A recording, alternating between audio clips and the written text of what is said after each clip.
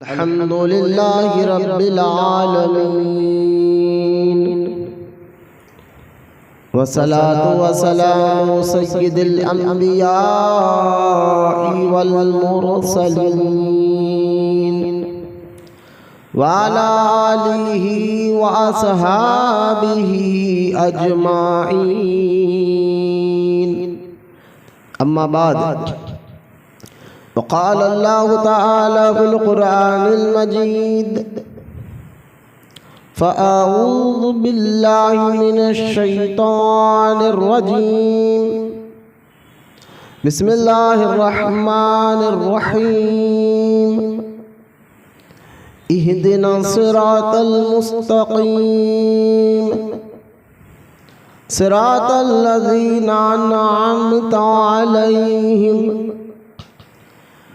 आमन्तु बिल्लाहि सदक़ल्लाहुल अलियुल अज़ीम। वक़ाल अल्लाहु तआला फ़ी शानि हबीबिहिल करीम इन्नल्लाहा व मलाइकतहु युसल्लूना अलन नबिय्यि या अय्युहल्लज़ीना आमनू सल्लू अलैहि व सल्लिमू तस्लीमा। अल्लाहुम्मा सल्लि अला सय्यिदिना मौलाना मुहम्मद मादिन जूदी वल करम व अला आलिहि व बारिक व सल्लिम सलातन व सलामन अलैका या रसूलल्लाह सल्लल्लाहु तआला अलैहि व आलिहि व सहबिहि व सल्लम। अम्मा बाद, हर तारीफ और बड़ाई सिर्फ अल्लाह ताला के लिए है जो सारे जहान का मालिक है, मुख्तार है और जो सारे जहान का पालनहार है। मैं इस बात की गवाही देता हूँ कि अल्लाह ताला के सिवा कोई इबादत के लायक नहीं, वो एक है, उसका कोई साथी और शरीक नहीं। और मैं इस बात की भी गवाही देता हूँ कि आप अगर हमारे प्यारे आका और मौला हुजूर पुरनूर रहमते कौनैन हज़रत सैयदना मुहम्मद मुस्तफ़ा अहमद मुश्तबा सल्लल्लाहु तआला अलैहि व आलिहि व सहबिहि व सल्लम अल्लाह ताला के आखिरी रसूल और उसके बरगुज़ीदा बंदे हैं। अल्लाह ताला हुजूर अकरम नूर मुजस्सम रहमत आलम सल्लल्लाहु तआला अलैहि वसल्लम पर, अहले बैत, सहाबा इकराम, ताबईन और तबे ताबईन, औलियाए उम्मत पर क़यामत तक बकसरत रहमतें और बरकतें नाज़िल फरमाता रहे, आमीन। मोहब्बत से एक मरतबा आवाज़ बुलंद दुरूद शरीफ पढ़िए। अल्लाहुम्मा सल्ली अला सय्यदना व मौलाना मुहम्मद मादिन जूद वल करम व अला आलिहि व बारिक व सल्लिम सलातन व सलामन अलैका या रसूलल्लाह सल्लल्लाहु तआला अलैहि व आलिहि व सहबिहि व सल्लम। अम्मा बाद, मुअज़्ज़ज़ सामईन किराम, अस्सलामु अलैकुम व रहमतुल्लाहि व बरकातुहू। खबर इसके कि मैं आज का ये जुमा जो हमारा मौजू है अक़ीदा-ए गौसे आज़म रज़ी अल्लाह ताला अन्हु, इसके मुताल्लिक़ कुछ बातें अर्ज़ करूँ। आइए सबसे पहले हमारा आप हुज़ूर सल्लल्लाहु ताला अलैहि व आलिहि व सहबिहि व सल्लम पर दुरूद शरीफ पढ़ने की अहमियत और आप बरकत सुनते चले। यूँ तो कई अहादीस कुतुब अहादीस में मौजूद है दुरूद शरीफ की फजीलत पर। कुरान पाक में आयत मुबारका सूरह अहज़ाब में मौजूद है। अल्लाह ताला भी हुक्म फरमाता है कि ऐ ईमान वालों, मेरे मुस्तफ़ा करीम पर खूब खूब दुरूद व सलाम पढ़ा करो। इसी अल्लाह के हुक्म पर जो है हर मुसलमान को जिंदगी में एक मरतबा दुरूद पढ़ना तो फर्ज है। और जब भी रहमत कौनैन सल्लल्लाहु ताला अलैहि वसल्लम का यानी हमारे आका का नाम सुने तो बाज़ उलमा के नज़दीक उस वक्त भी दुरूद पढ़ना वाजिब है। लिहाजा हुजूर सल्लल्लाहु ताला अलैहि वसल्लम के पर दुरूद पढ़ना ये भी अल्लाह ताला की इबादत में से एक इबादत है। और ख़ास तौर पर जब ये मुबारक दिन आ जाए, जैसा कि जुम्मा का दिन आ जाए, तो अहादीस में ख़ास तौर पर सरकार दो आलम सल्लल्लाहु ताला अलैहि वसल्लम ताकीद के साथ फरमाया कि तुम आम दिनों से ज़्यादा जुम्मा के दिन मुझ पर ज़्यादा से ज़्यादा कसरत के साथ दुरूद शरीफ पढ़ा करो, क्योंकि ख़ास तौर पर जुम्मा के दिन एक अहादीस पाक में आता है कि दुरूद पढ़ने को मैं खुद अपने कान से समाअत फरमाता हूँ, सुनता हूँ। आम दिनों में फरिश्ते मुस्तकिल आते हैं तुम्हारा दुरूद, और जुमा के दिन मैं खुद अपने कान से सुनता हूँ सल्लल्लाहु ताला अलैहि वसल्लम। दुरूद पढ़ने से अल्लाह ताला मुश्किलों को आसान फरमाता है, तकलीफों को दूर फरमाता है, गुनाह माफ फरमाता है, नेकी अता फरमाता है, दर्जात को बुलंद फरमाता है। दुरूद पढ़ने से अल्लाह ताला दुनिया, क़ब्र और आखिरत में भी इंशाअल्लाह ताला जरूर कामयाबी अता फरमाएगा। बस यकीन के साथ, अकीदत के साथ, मोहब्बत के साथ आप एक वजीफा जो दुरूद शरीफ का है और पढ़ने के अब आदी हो जाए। हज़रत सैयदना ख्वाजा कुतुबुद्दीन बख्तियार काकी रज़ी अल्लाह ताला अन्हु जो खलीफा अकबर है, ख्वाजा गरीब नवाज रज़ी अल्लाह ताला अन्हु के खास मुरीद और खलीफा है, जानशीन है हुजूर सैयदना ख्वाजा कुतुबुद्दीन बख्तियार काकी रज़ी अल्लाह ताला अन्हु की आदत मुबारक थी कि आप रोजाना 3000 मरतबा रहमत कौनैन सल्लल्लाहु ताला अलैहि वसल्लम पर दुरूद शरीफ पढ़ा करते थे। एक मर्तबा किसी वजह से आप पढ़ ना सके तो एक शख्स के ख्वाब में मेरे आका रहमत कौनैन ने उनको कहलवा भेजा कि क्या बात है कुतुबुद्दीन, आज तुम्हारा तोहफा हम तक नहीं पहुंचा। तो इस वाक़े से पता चलता है बुजुर्गान दीन भी जो बड़े बड़े वज़ाइफ करने वाले, अल्लाह ताला की इबादत करने वाले, वो लोग भी दुरूद शरीफ से कितनी मोहब्बत करते थे और दुरूद शरीफ को कितनी कसरत के साथ, मोहब्बत के साथ पढ़ा करते थे। और ये भी मालूम हुआ जो मेरे मुस्तफ़ा करीम पर मोहब्बत और अक़ीदत से दुरूद पढ़ता है उसके दुरूद को मेरा खुद समाअत फरमाते हैं, उसको जानते भी हैं और उसको पहचानते भी हैं। लिहाजा दुरूद पाक के बेशुमार फ़ज़ाइल हैं। सिलसिले तरीक़त में तो इसकी खास फजीलत आई है। अल्लाह ताला हम तमाम को कहने सुनने से ज़्यादा अमल की तौफीक अता फरमाए। आइए मोहब्बत और अक़ीदत के साथ प्यारे आका सल्लल्लाहु ताला अलैहि वसल्लम की बारगाह अक़दस में दुरूद पाक पढ़ने का नजराना पेश करें। पढ़िए अल्लाहुम्मा सल्ली अला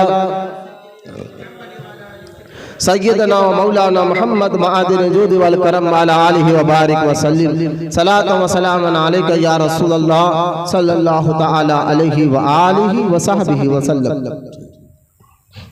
वाज़ सामईन इकराम, गुज़िश्ता जुम्मा हमने शान गौसे आज़म रज़ी अल्लाह ताला अन्हु पर बात की और सरकार गौसे पाक का मुकाम और मर्तबा अल्लाह ताला ने जो आपको अता फरमाया है उस पर हमने मुख्तसर से वक्त में जो है गुफ्तगू की और बताया शान गौसे आज़म का मतलब क्या है। और अल्लाह की सबसे बड़ी शान, हर नबी अल्लाह की शान है, हुजूर अल्लाह की सबसे बड़ी शान है। इसी तरह हर वली नबी की शान होता है और सरकार गौसे आज़म हुजूर सल्लल्लाहु अलैहि वसल्लम की सबसे बड़ी शान का नाम है। और गुज़िश्ता जुम्मा में ये भी बताया था कि अल्लाह ताला ने सरकार गौसे पाक रज़ी अल्लाह ताला अन्हु को आपके सिलसिले को बड़ा वसी फरमाया।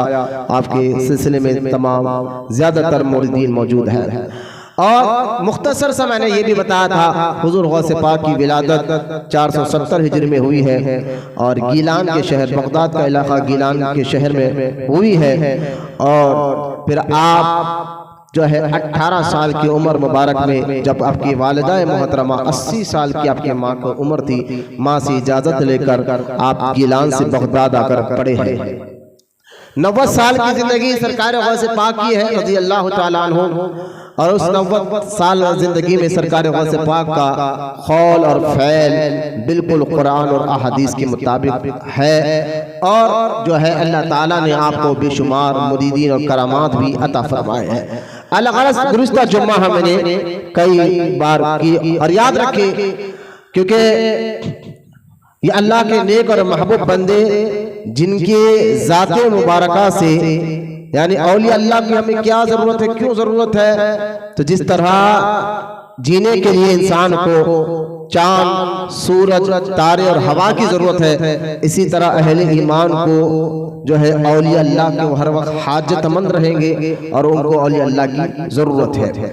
क्योंकि इन औलिया इकराम के अब क़यामत तक कोई नबी आने वाले नहीं है, लेकिन मेरे आका सल्लल्लाहु अलैहि वसल्लम के फैज़ान क़यामत तक जारी और सारी रहेगा। तो हुजूर का सच्चे जानशीन और नाइब रसूल ये औलिया अल्लाह की ज़ाते मुबारका होती हैं। और इन अल्लाह के नेक और महबूब बंदों की ज़ाते मुबारका से ये ज़ाहिरी ज़िंदगी में हो तो भी इनकी ज़ात से लोगों को फ़ायदा पहुँचता है।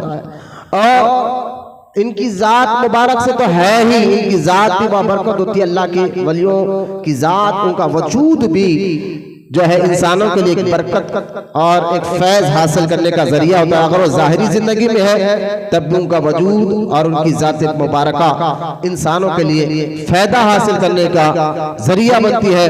इनकी ज़ात, उनका वजूद तो बरकत वाली है, लेकिन जो कपड़ा, जो चीज़ भी इनको निस्बत लग जाए, अल्लाह ताला उनके वजूद के साथ साथ उनसे जुड़ने वाली चीज़ निस्बत, चाहे वो कपड़ा हो उनका पहना हुआ, या उनकी चप्पल हो उनकी पहनी हुई, या उनका इमामा हो, या उनके हाथ की तस्बीह, या आसा हो, अल्लाह ताला उसमें भी बरकत अता फरमा देता है।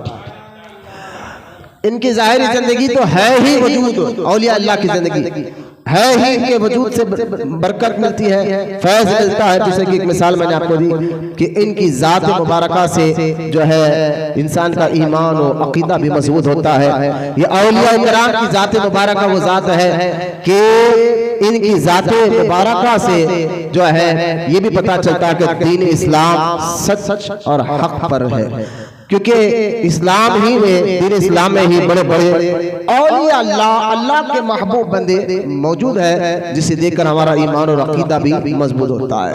इसलिए इनकी हाजतमंदी है। और तीसरी बात यह है कि इन औलिया इकराम जिस जमात में रहते हैं, इससे भी पता चलता है वो जमाती हक है, सच है और सीधे रास्ते जाने वाली जमात है, जिसको अहले सुन्नत व जमात कहा जाता है। पूरी दुनिया भर में जितनी जमातें बनी हैं, चाहे वो कादियानी की हो, चाहे वो अहले हदीस की हो, चाहे वो देवबंद और तबलीगी की हो, लेकिन औलिया इकराम जो है आपको अहले सुन्नत व जमात में ही नजर आएंगे। इसमें पता चलता है कि जो ज़ाते मुबारक अल्लाह के नेक और महबूब बंदे जिस जमात में हो वही जमात हक है, सच है और अल्लाह तक पहुंचने की जमात वही जमात है। इसलिए इनके ज़ात मुबारक, इनका वजूद से तो फैज़ मिलता है और इनके निस्बत वाली चीज से भी फैज़ मिलता है। जब ये दुनिया से चले जाए तब भी अल्लाह ताला इनके वजूद और इनकी निस्बत से फैज़ को जारी रखता है। अगर कोई आपसे पूछे कि ये खाली बोलना आसान है कि इसके कोई दलील कुरान हदीस से बताइए कि इस्लाम दलाइल से समझा जाता है, कुरान और हदीस से ये दलाइल समझाइए कि इनकी आप तो ये दावा कर रहे हैं अल्लाह ताला के नेक और महबूब बंदों का वजूद भी फायदामंद होता है, उनका वजूद तो वजूद है बल्कि उनसे निस्बत वाली चीज से भी लोगों को फायदा पहुंचता है, फैज लोग लेते हैं। इतना कह लेना, सिर्फ जुबान से अदा कर देना ये जुमला, ये तो बात समझ में आ जाती है, लेकिन दीन इस्लाम जरिया है, कुरान और अहादीस के जरिए से समझा जाता है, दलाइल से समझा जाता है। आपने ये जो दावा किया है इसका सबूत कुरान में कहाँ है और अहादीस में कहाँ है, पहले आप इसका सबूत बताइए। तो क्योंकि आज के दौर में फितनों का दौर है, लोग जो है तरह तरह के बातें बिगाड़ने के लिए तरह तरह के काम जो है बता देते हैं कि भाई ये कहाँ है वो कहाँ है। तो न्यू जनरेशन को आज ये बयान रिकॉर्ड कराने का मकसद ये है कि हमारा ये जो दावा है अल्लाह के नेक बंदों के वजूद से, जाहिरी जिंदगी में हो या पर्दा फरमाने की बात हो, इनके वजूद से इंसानों को फायदा पहुंचता है। इसका सबूत कुरान में भी है और हदीस पाक में भी है। आइए पहले मैंने जो दावा किया है कुरान और अहादीस की रोशनी में बताता हूँ। अल्लाह के नेक बंदे जाहिरी जिंदगी में हो तब भी उनके वजूद से फायदा पहुंचता है। कुरान उसकी कई मिसालें हैं, लेकिन मैं एक मिसाल देकर आगे बढ़ जाना चाहता हूँ, हजरत सैयदना यूसुफ अलैहिस्सलाम की। अल्लाह के पैगंबर हजरत यूसुफ अलैहिस्सलाम का जिक्र सूरह यूसुफ में मौजूद है। अगर आप पढ़ कर देखें यूसुफ अलैहिस्सलाम की जुदाई में वाकया बड़ा तवील है। मुख्तसर ये कि भाइयों ने जब यूसुफ अलैहिस्सलाम को अपने वालिद से अलग किया और कई साल तक यूसुफ अलैहिस्सलाम की जुदाई में आपके वालिद सैयदना याकूब अलैहिस्सलाम रोते रहे और आपकी आंखों की बीनाई खत्म हो गई। आपके भाई यानी यूसुफ अलैहिस्सलाम के भाइयों ने जब मिस्र में जाकर यूसुफ अलैहिस्सलाम से मुलाकात की और अपनी गलती की माफी मांगी, यूसुफ अलैहिस्सलाम ने अपने भाइयों को माफ फरमाया। उसके बाद जो है जब सैयदना यूसुफ अलैहिस्सलाम को ये पता चला कि आपके वालिद की आपकी मोहब्बत में रो रो कर बिनाई चली गई है, तो हजरत यूसुफ अलैहिस्सलाम ने अपना पहना हुआ कमीज, पहना हुआ कपड़ा अपने भाइयों को दिया और देकर कहा जाकर ये मेरे वालिद की आंखों पर लगा दो, अल्लाह रोशनी अता फरमा देगा।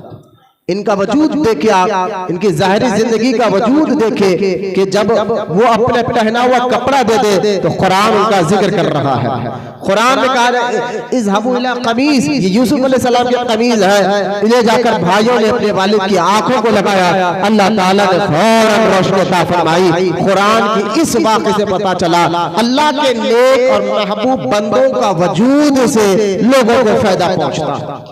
लिहाजा ये वाकया पता चलता है कि अल्लाह के नेक और महबूब बंदे जब जिस जगह पर हो तो उनके ज़ाहिरी ज़ात, उनके वजूद से फैज़ मिलता है। और साथ ही साथ अगर आप अहादीस पाक का मुताला करें तो मैं ये कहने कर बात आगे बढ़ाता हूँ। अहादीस पाक में आता है रहमत कौनैन सल्लल्लाहु तआला अलैहि वसल्लम जब मक्का छोड़कर मदीनतुल मुनव्वरा चले गए और मदीने में हिजरत कर कर आप तशरीफ लेकर गए, तो वहां पर जाने के बाद मदीने पाक की मिट्टी में भी अल्लाह ने शिफा अता फरमा दी। और फरमाया अहादीस पाक में आता है अगर किसी को जुकाम हो जाए या वैक धब्बे कोड़ की बीमारी आ जाए, वो मदीने पाक की मिट्टी अपने जिस्म पर मले, अल्लाह ताला शिफा अता फरमा देगा। इस हदीस पे आप देखें जज़्बुल क़ुलूब में हज़रत शाह अब्दुल हक मुहद्दिस देहलवी ने भी इस हदीस को अपनी किताब जज़्बुल क़ुलूब में भी लिखा है। आप गौर फरमाइए इस हदीस की रोशनी में जब मदीना मुनव्वरा हुजूर सल्लल्लाहु अलैहि वसल्लम भी मक्का से हिजरत नहीं करे थे तब तक उसका नाम यसरफ था। उसको यसरफ कहना मना है, लेकिन वहाँ जो भी जाता बीमार पड़ जाता था। लेकिन जब अल्लाह के महबूब बंदे मुस्तफ़ा जाने रहमत जब मक्का छोड़कर मदीनातुल मुनव्वरा में मौजूद हुए, तशरीफ लेकर गए, तो पता क्या चला वहां के शहर बल्कि वहां की मिट्टी में भी अल्लाह ने शिफा अता फरमाया। इस हदीस से ये दावा साबित हुआ अल्लाह के नेक और महबूब बंदे जिस इलाके, जिस गांव, जिस शहर, जिस जगह उनका बाजार होता है वहां जगह में भी अल्लाह बरकत अता फरमा देता है। लिहाजा क्योंकि हुजूर के सच्चे नायब औलिया इकराम है, तो जब औलिया इकराम जिस इलाके में चले जाते हैं और जिस इलाके में रहने लग जाते हैं, जहां उनकी मजार मुबारक हो तो वो इलाका भी मुबारक हो जाता है और उस इलाके में भी अल्लाह ताला बरकत दाखिल फरमा देता है। ये भी हदीस पाक से पता चला। बल्कि एक और हदीस पाक में है कि जिस मोहल्ले में अल्लाह का नेक बंदा रहता हो तो उस मोहल्ले के 40 घरों से अल्लाह बलाओं को उठा लेता है। आप इससे अंदाजा करें तो मैं आपको यही तो समझा रहा था अल्लाह के नेक और महबूब बंदे जिस इलाके, जिस मोहल्ले में रहते हैं उनके वजूद से भी लोगों को फायदा पहुंचता है और इस इलाके में भी अल्लाह ताला बरकत दाखिल फरमा देता है। उनकी जाहिरी जिंदगी में लोग फैज़ लेते हैं, उनके दुनिया से जाने के बाद भी लोग फैज़ लेते हैं। इसका जिक्र, इन दोनों बातों का जिक्र भी कुरान और हदीस में मौजूद है। जो एक आयत मैंने यूसुफ अलैहिस्सलाम के बारे में सुनाया है, अब आइए हदीस से पता चलता है कि औलिया इकराम अल्लाह के नेक बंदे महबूब बंदे हो तो उनकी जात मुबारक अगर जाहिर हो तब भी लोग फैज़ लेते हैं। कि हदीस मुबारक में आता है मेरे आका सल्लल्लाहु ताला अलैहि व आलिहि व सहबिहि वसल्लम अपने लुआबे दहन से, अपने तूक मुबारक से एक सहाबी की आंखें जो फूट गई थी आपने जुड़ा दिया। ये फैज देखे मोजज़ा है मेरे आका का, और फैज भी अल्लाह के नेक बंदों का। समझिए आप कि आग फुट गई, लेकिन मेरे और आपके नबी सल्लल्लाहु ताला अलैहि वसल्लम ने अपना लुआब दहन उनकी आग को लगाकर आग को जुड़ा दिया तो आग जुड़ गई। बल्कि एक सहाबी के पैर की एड़ी टूट गई, मेरे आका ने अपना लुआब यानी थूक मुबारक लगाया तो एड़ी जुड़ गई। और भी कई वाकयात है, बल्कि अहादीस पाक में आता है कि अल्लाह के रसूल सल्लल्लाहु ताला अलैहि वसल्लम जब वुजू फरमाते तो सहाबा इकराम जो है उस वुजू के पानी को जमीन पर गिरने नहीं देते थे, हाथ में ले लेते और चेहरे पर मल लेते। वुजू का पानी जैसा हम मुंह धो रहे हैं, कुल्ली कर रहे हैं, नाक में पानी डाल रहे हैं, हाथ धो रहे हैं, लेकिन साहब उस पानी कुल्ली वाले पानी को भी नीचे जमीन में गिरने नहीं देते थे। ये तो वुजू का पानी था। बल्कि अहादीस पाक में आता है सरकार दो आलम सल्लल्लाहु ताला अलैहि वसल्लम जब थूकते यानी लुआब दहन जमीन पर गिराते तो सहाबा उस थूक को भी हाथों में लेकर चेहरों पर मल लिया करते। तो अल्लाह के नेक और महबूब बंदों के वजूद से फैज मिलता है। बल्कि सही बुखारी किताब तहज्जुद में है कि एक सहाबी हुजूर की बारगाह में आए और आकर अर्ज किया, या रसूल अल्लाह सल्लल्लाहु ताला अलैहि वसल्लम, मेरा घर मस्जिद नबवी के घर से आपके मस्जिद से बहुत दूर है और मैं बूढ़ा भी हूँ, वहां से इतनी दूर आपके पीछे नमाज पढ़ने आऊँ, बहुत कभी दिक्कत होती है, मुश्किल होती है। आप एक काम कर मेरे आका मेरे घर आ जाइए और एक जगह आप नमाज पढ़े तो मैं उस जगह को बरकत की जगह बना लूंगा। अल्लाह के रसूल सल्लल्लाहु ताला अलैहि वसल्लम ने फरमाया कि मैं आऊंगा, और सरकार उनके घर गए और कहा उस सहाबी से कि बता तू क्या चाहता कि मैं कहाँ नमाज पढ़ूं। उस सहाबी ने अपने घर में एक कोने में जगह बताई, कहा हुजूर आप यहाँ नमाज पढ़िए। सरकार ने वहाँ नमाज पढ़ी और वहां के बाद उस सहाबी कहते अब सारी जिंदगी इसी जगह पर मैं नमाज पढ़ूंगा और बरकत हासिल करता रहूंगा। अगर अल्लाह के नेक बंदे उनके घर आने से या किसी जगह नमाज पढ़ने से या उनके वजूद से कोई बरकत नहीं होती, वो आपकी हमारी तरह एक आम आदमी होते, तो फिर अहादीस में क्या जिक्र आ रहा है। इससे वहाबी बदअकीदा जो लोग कहते हैं कि भाई वो भी तो आम बंदे हैं, अरे भाई है ही इंसान, अल्लाह के नेक महबूब बंदे भी इंसान होते, हम भी इंसान है, लेकिन वो अल्लाह के महबूब है और अल्लाह उसके रसूल के हुक्म पर अमल करते हुए अपने कौल और फ़ैल से अल्लाह को राजी कर लिया है। तो जो बंदा अल्लाह को राजी कर लेता है अल्लाह उसको अपना महबूब बनाकर अपना खुर्ब अता फरमा देता है। अल्लाह उसको अपना महबूब बना लेता है, उसको अपना खुर्ब भी अता कर देता है। अब ये हदीस से पता चला हुजूर ने ये भी नहीं कहा कि मेरे आने के पढ़ने से क्या होगा, मैं तो तुम्हें नमाज सिखाने आया हूँ, रोजा सिखाने आया हूँ ना। हुजूर घर गए और उसको से ही पूछा कि कहाँ नमाज पढ़ूं, उस जगह को नमाज आपने पढ़कर बरकत अता फरमाई। और भी अहादीस है अल्लाह के रसूल अलैहिस्सलाम अपना सर मुबारक के बाल जब तराशते तो सहाबा को बुलाकर बात हुई, तुम रखो ये तुम रखो। दाढ़ी मुबारक के बाल को तराशते तो आप अपने सहाबा को बुलाकर कहते कि तुम रखो ये तुम रखो। लिहाजा सहाबा इकराम रज़ियल्लाहु ताला अजमईन के पास तो हुजूर के मुंह मुबारक यानी दाढ़ी मुबारक के बाल भी थे। सैयदा उम्मे सलमा रज़ियल्लाहु ताला अन्हा के बारे में आता है अहादीस पाक में, मदीनातुल मुनव्वरा में अगर कोई बीमार पड़ जाता और उसको शिफा नहीं मिलती तो सहाबा क्या करते, उम्मुल मोमिनीन सैयदा उम्मे सलमा रज़ियल्लाहु ताला अन्हा के घर भेजते पानी का कटोरा देकर। और जब लोग उनके घर आते, कौन है उम्मे सलमा, हुजूर की मुकद्दस बीबी है, मुसलमानों की मुकद्दस माँ है। उम्मे सलमा के घर सहाबा जाते और पानी का कटोरा पेश करते तो आप सहाबा कहते हैं उम्मे सलमा अंदर से एक चांदी की डब्बी लेकर आती और उस पानी के अंदर जो कटोरे में पानी होता उसका पानी के अंदर यूं फेरती और कहती जाओ जाकर पी लो, अल्लाह शिफा अता फरमा देगा। जब वो पानी पिया जाता तो बीमार फौरन सेहतमंद हो जाता, अल्लाह ताला उसको शिफा अता फरमा देता। पूछा गया उम्मे सलमा रज़ियल्लाहु ताला अन्हा से कि इस चांदी की डिब्बी ऐसी क्या चीज है जैसा पानी में आप फेरते हो तो उस पानी में अल्लाह बरकत अता फरमा देता है, शिफा अता फरमा देता है। तो उम्मे सलमा ने कहा इस चांदी की डिब्बी में हुजूर के मुंह मुबारक का एक बाल मौजूद है, हुजूर का दाढ़ी मुबारक का एक बाल मौजूद है। तो सहाबा इकराम भी जाते थे अल्लाह के नेक और महबूब बंदों के वजूद जाहिरी जिंदगी में हो तब भी फैज मिलता है और उसे बरकत हासिल की जाती है। और उनके दुनिया से जाने के बाद भी, उनके दुनिया से जाने के बाद भी उन अल्लाह के नेक और महबूब बंदों के वजूद से और बल्कि उनके मजार से भी फैज मिलता है। मजार के मजार उनके इस्तेमाल शुदा कपड़ों में भी अल्लाह बरकत अता फरमा देता है।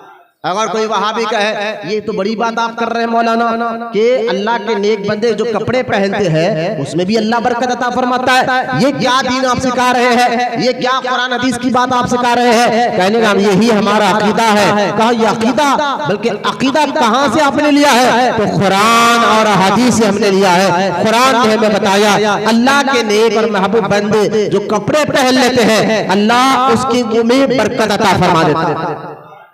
आप कहेंगे ठीक है कुरान में कहा है, तो कुरान में सूरह बकरा में मौजूद है तालूत का वाकया, हजरत बादशाह तालूत का वाकया। ये दाऊद अलैहिस्सलाम के दौर में एक बादशाह थे, बादशाह तालूत, उनका वाकया कुरान पाक में मौजूद है। और तालूत का जो वाकया है कि दाऊद अलैहिस्सलाम ने कहा अब तुम्हारा बादशाह तालूत रहेगा, तो हजरत दाऊद अलैहिस्सलाम के कहने पर उस कौम ने कहा ये जो बादशाह आप कह रहे हैं कि ये कैसे बादशाह बनेगा? कहीं अल्लाह का हुक्म है, ये अल्लाह ने हुक्म दिया है कि इसको बादशाह बनाया जाएगा और यही जो है कौम से लड़कर तुम्हारे जो है कोई भी इज्जत लौटाएगा। तो हजरत दाऊद अलैहिस्सलाम से लोगों ने सबूत पूछा कि आप कह रहे हैं कि ये बादशाह बनेगा और ये हमारा राजा बनेगा, लेकिन इसका सबूत क्या है? इसका सबूत क्या है? नबी से सबूत मांगा जा रहा है।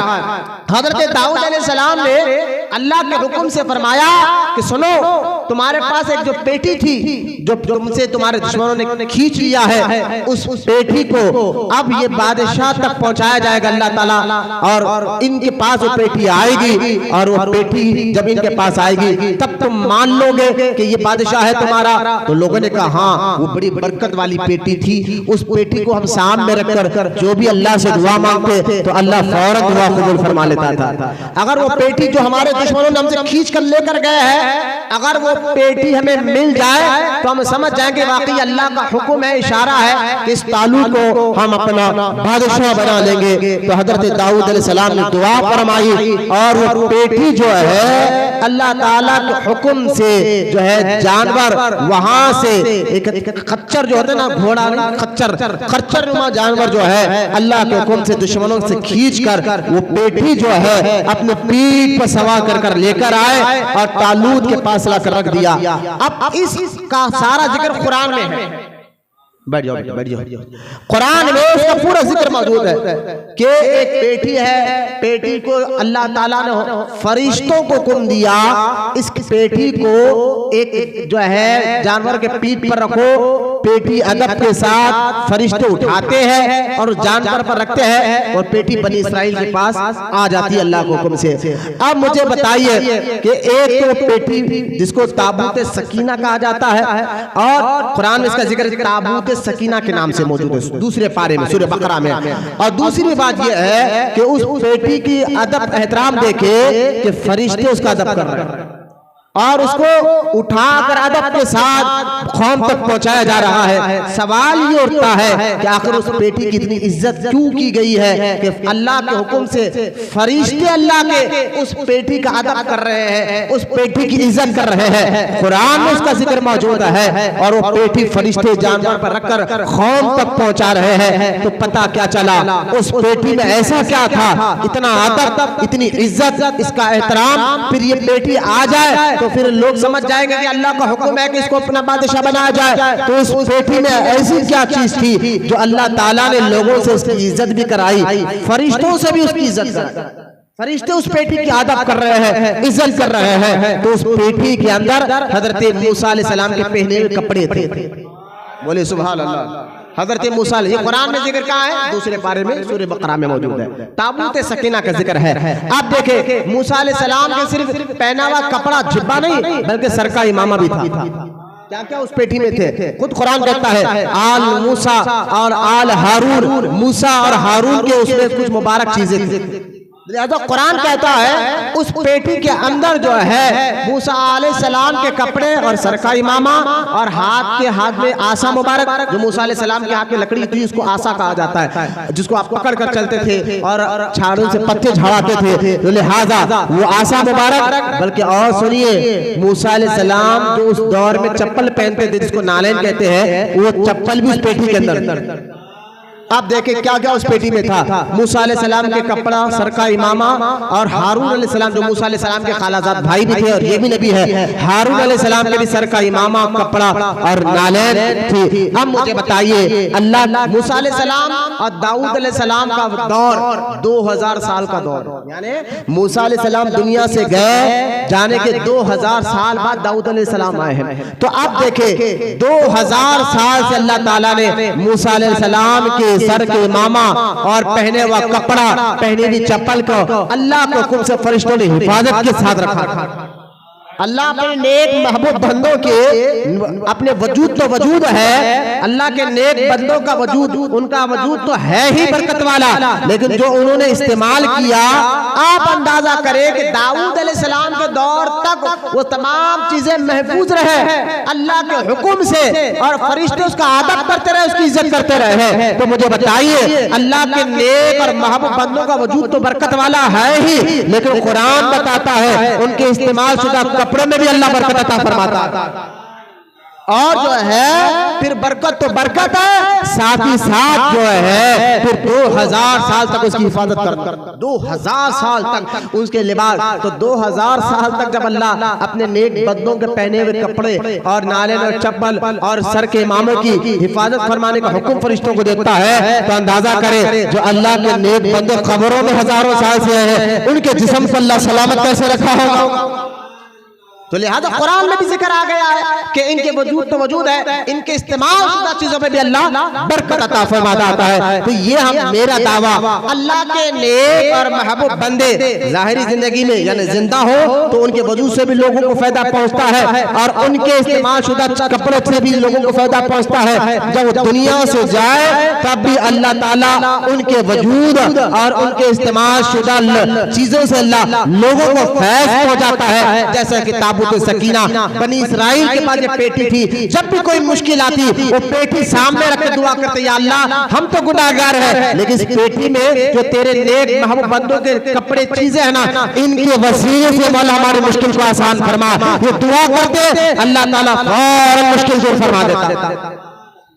तो ये दावा कि कुरान ये अकीदा हम रखते हैं, हमारा अकीदा कुरान के हदीस के मुताबिक अकीदा है कि अल्लाह के नेक और महबूब बंदे, इसलिए देखिए मज़ारात का अदब किया जाता है, दरगाहों का अदब किया जाता है, क्योंकि अल्लाह के नेक बंदों का इलाका है, महबूब बंदे का इलाका है। तो अदब के साथ चप्पल उतार कर के मज़ार यानी कि कब्र मुबारक की ज़ियारत की जाती है, दुआएं की जाती है। क्यों? क्योंकि ये अल्लाह के नेक महबूब बंदे हैं, अल्लाह ताला इनसे बड़ी मोहब्बत करता है, बल्कि रज़ी अल्लाह ताला अन्हु व रज़ू अन्हु, अल्लाह इनसे राजी हो गया है और ये अल्लाह से राजी हो गया। लिहाजा ये कुरान और हदीस के मुताबिक हमारा मानना है, हमारा अकीदा है कि अल्लाह के नेक महबूब बंदे ज़ाहिरी जिंदगी में हो तब भी लोगों को फायदा मिलता है, दुनिया से जाने के बाद भी लोगों को फायदा जरूर मिलता है इनकी ज़ाते मुबारका से। मैंने कुरान पाक की चंद आयतों का तर्जुमा और अहादीस की तमाम के अहादीस भी सुनाई। मैंने ये भी हदीस सुना दिया, जिस इलाके में चले जाते हैं वो इलाका इनके वजूद से बरकत वाला हो जाता है। जैसा कि मदीना मुनव्वरा के मुतालिक मैंने हदीस आपको सुनाकर बता दिया कि अल्लाह के नेक बंदे जिस इलाके में चले जाए अल्लाह उस इलाके से बलाओं को उठा ले। बल्कि अल्लाह के नेक बंदे किसी मोहल्ले में रहते, अपनी अक्ल से भी सोचिए, कोई नेक शरीफ बंदा हो और मोहल्ले में रहता हो तो सारे मोहल्ले वाले बोलते यार ये नेक बंदा है, अपनी जात से ना किसी को तकलीफ देता है, ना गाली देता है, ना धोखा देता है, ना किसी के बारे में गलत बोलता है। लिहाजा नेक पड़ोसी अगर हमें मिल जाए तो हम उससे खुश हो जाते, यार अच्छे लोग हैं, हमारे पड़ोस में शरीफ लोग हैं, इज्जतदार लोग हैं। वही बदमाश और आवारा किस्म के लोग हैं तो हम कहते यार छोड़ो, ये मोहल्ला छोड़ देना चाहिए। जानिया, शराबी, रोडी, पहलवान जैसे हमारे मोहल्ले में रहने लग जाए तो हम रहना गवारा नहीं करते। उसके बरअक्स उसका उल्टा कर देखे, अगर अल्लाह के नेक बंदे उस मोहल्ले में रह जाए तो हम मोहल्ला छोड़ना भी नहीं चाहते। तो इनकी जात से लोगों को फायदा मिलता है। तो अब इससे अंदाजा कराए कि अल्लाह के वली, क्या जरूरत है इन वलियों की। अरे भाई इनके जरिए से अब कयामत में तो कोई नबी आएगा नहीं है, लेकिन इनके जरिए से अब इस्लाम और दीन इस्लाम का बोलबाला होता रहेगा। और आखिरी दलील इस बात पर कि अल्लाह के नेक बंदों के वजूद से बरकत होती है, ये आखिरी दलील देकर मैं आपको बताता हूँ कि कुरान पाक में सफ़ा हज़रत मुकाम इब्राहिम का जिक्र है कि वहाँ जाकर हाजी को नमाज पढ़ना मुकाम इब्राहिम के सामने। मुकाम इब्राहिम है क्या? इब्राहिम अलैहिस्सलाम के कदमों के निशान। अल्लाह अपने नेक बंदों के कदमों की निशान के पास ठहर कर नमाज पढ़ने का क़यामत तक के मुसलमानों को, ईमान वालों को हुक्म अता फरमाता है कि यहाँ ठहर कर नमाज पढ़ो तो अल्लाह राजी हो जाएगा। तो मुझे बताइए, अल्लाह के नेक बंदों का वजूद तो वजूद है, लेकिन उनके कदमों के निशान को अल्लाह इतनी इज्जत अता फरमाता है।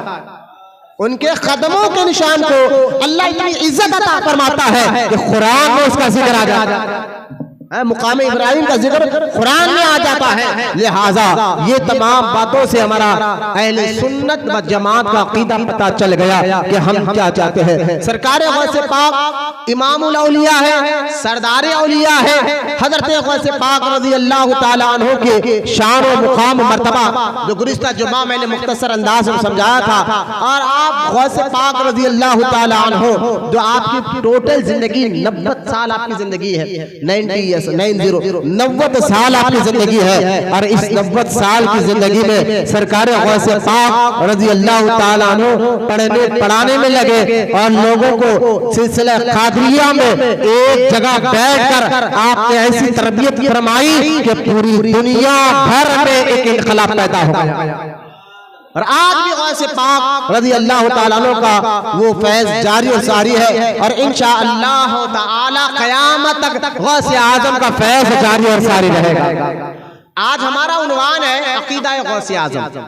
यानी मैंने ये उन्वान क्यों लिया कि आज जो फितनों का दौर है, बच्चे गौर सुनिए आप, आज जो वहाबी बदअक़ीदा आपके ईमान और अक़ीदे को लूट कर आज नए नए फितने, यूट्यूब का दौर है, फेसबुक का दौर है। फेसबुक और यूट्यूब पर जो है हमारे को बताया जाता है कि ये क्या है, ये अक़ीदा, अल्लाह के नेक बंदे भाई वो भी हमारी तरह के इंसान होते हैं। हमने कहा भाई ठीक है, हमने कब कहा कि वो अल्लाह के नेक बंदे कोई जिन होता है, फरिश्ता, हम कहते हैं इंसान ही होते हैं, लेकिन ऐसे इंसान कोई आम इंसान उनकी तरह नहीं। लेकिन फिर भी आप देखें अहले सुन्नत व जमात और वहाबी सुन्नी में एक चीज का मामला हमेशा होता है।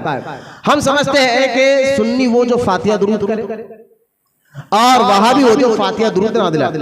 ये आम बच्चों का, आम ख़वातीन का ही ज़हन है कि सुन्नी वहाबी में फर्क क्या है, हम फातिहा दिलाते हैं, फातिहा नहीं दिलाते। आम बच्चे यही समझते हैं, खास तो घरों में आम औरतें यही समझते हैं भाई ये मौलवी का झगड़ा है, बस फातिहा का झगड़ा है, उन्हों फातिहा नहीं दिलाते, हम फातिहा दिलाते। बस वो कलमा तो पढ़ते हैं, नमाज तो पढ़ते हैं, वहाबी फातिहा नहीं दिलाते। इसमें गलत क्या है, ये कहकर वो लोग अपने घर से बेटियां वहाबियों को दे रहे हैं, और वहाबिया जो है खुशी खुशी सुन्नी के घर से बच्ची को लेकर उनको भी बदअक़ीदा और वहाबी बना देते हैं। असल मसला मैं ये बताना चाहता हूँ कि सुन्नी और वहाबी का मसला फातिहा दुरूद का नहीं है। जरा गौर से सुनिए आप, फातिहा दुरूद का नहीं है।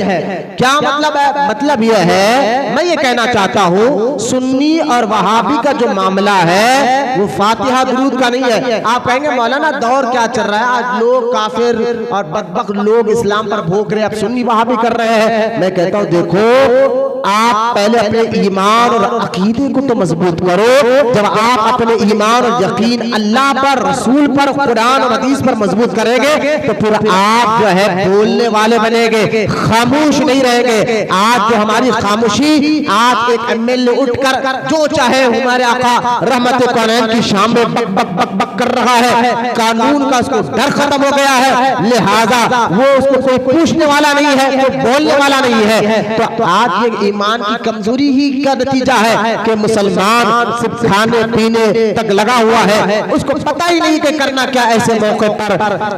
जब उसका ईमान कमजोर पड़ जाता है तो उसको किसी से कोई मतलब नहीं होता। लेकिन जब ईमान यकीन मजबूत हो जाता है अल्लाह पर, रसूल पर, कुरान हदीस पर, फिर वो सुनता नहीं है, अपनी ताकत के मुताबिक, अपनी हैसियत के मुताबिक जवाब देता हुआ भी नजर आता है।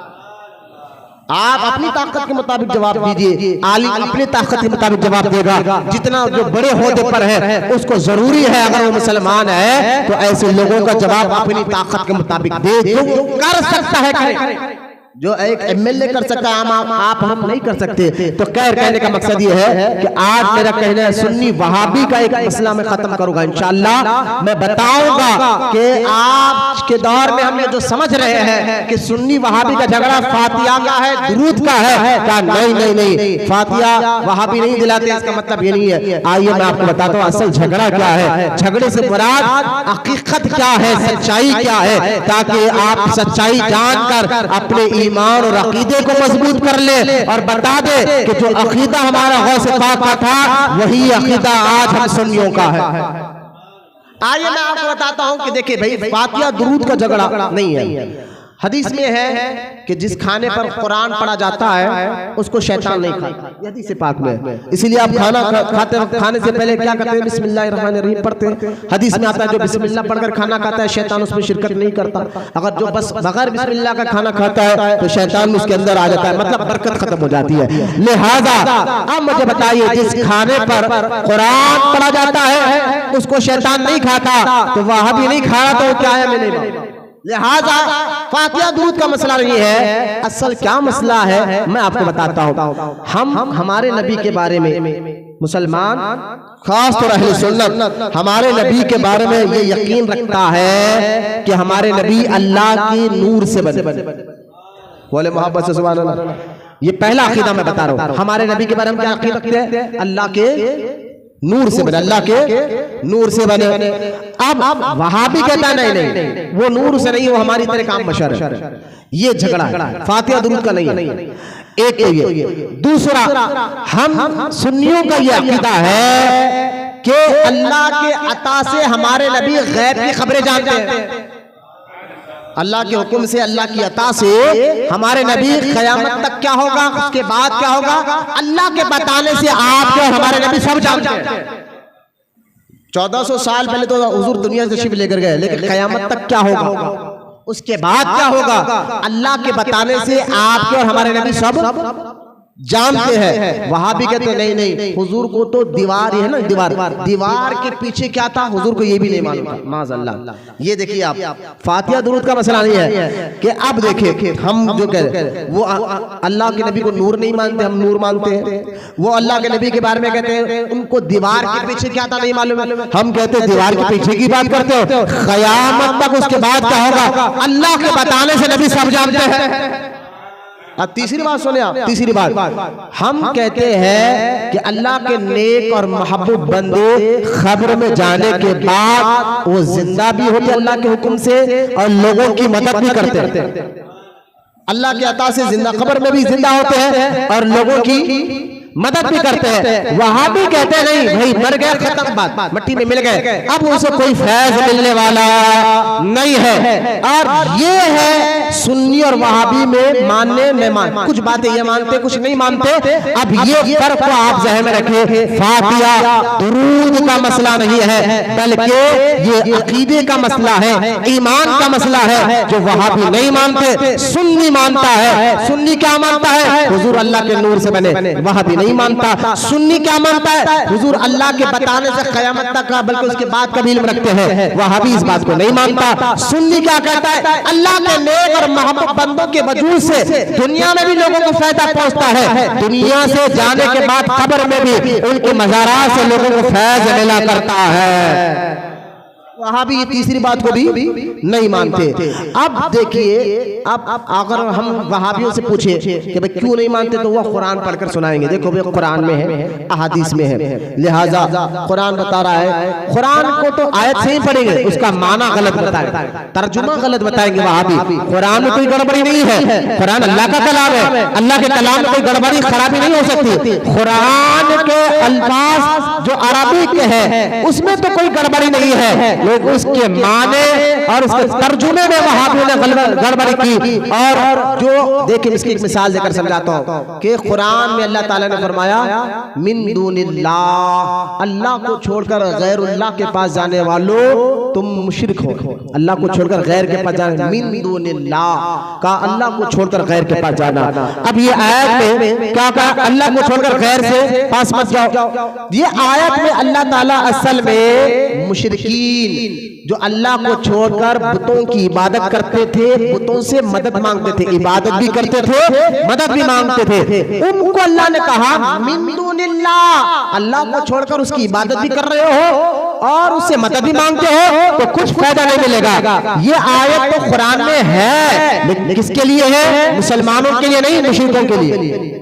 किसके लिए है ये आयत कुरान में? मुसलमानों के लिए नहीं है। मुशरिक जो अल्लाह को छोड़कर गैर की इबादत करते हैं, पत्थरों बुतों झाड़ों की इबादत करते हैं और उनसे मदद भी मांगते हैं, उनके लिए ये आयत से पाक है। लेकिन वहाबी ये आयत पढ़कर कहता देखो तुम अल्लाह को छोड़कर गौसे आजम से मदद मांगते हो, तुम अल्लाह को छोड़कर गरीब नवाज से मदद मांगते हो, तुम अल्लाह को छोड़कर और जो है सरकार हुसैनी बाबा से मदद मांगने आ गए हो, लिहाजा तुम मुशरिक हो गए, तुमने शिर्क कर लिया।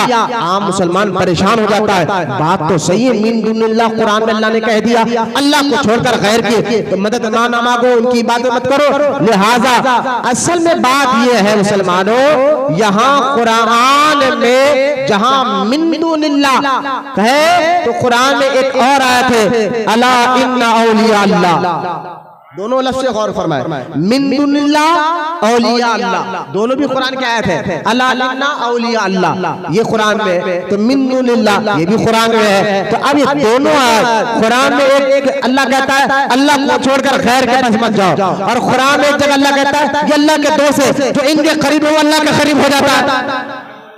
तो मैं वहाबियों को कहूंगा तुम मिन दूनिल्लाह कहकर बच्चों को समझा रहे हो, कभी औलिया अल्लाह कौन है ये भी तो समझाओ। दोनों लफ्ज़ देखे, यहाँ पर भी मिन दूनिल्लाह, यहाँ पर भी अल्लाह का नाम आ रहा है, औलिया अल्लाह यहाँ पर भी अल्लाह का नाम आ रहा है। तो पत्थर अल्लाह के करीब नहीं करते, झाड़ अल्लाह के करीब नहीं करते, सूरज अल्लाह के करीब नहीं करते, ये औलिया अल्लाह है जो तुम्हें अल्लाह ताला के करीब कर देते हैं। कुरान में उनका भी जिक्र है, तो कुरान में कोई गड़बड़ी नहीं है। एक आयत में अल्लाह कहता है मिन दूनिल्लाह गैर की मदद मांग, दूसरी आयत में अल्लाह कहता है औलिया अल्लाह इनके करीब आओ। तो मतलब क्या है, मुशरिकीन गैर वसीला मांगते थे, किसको?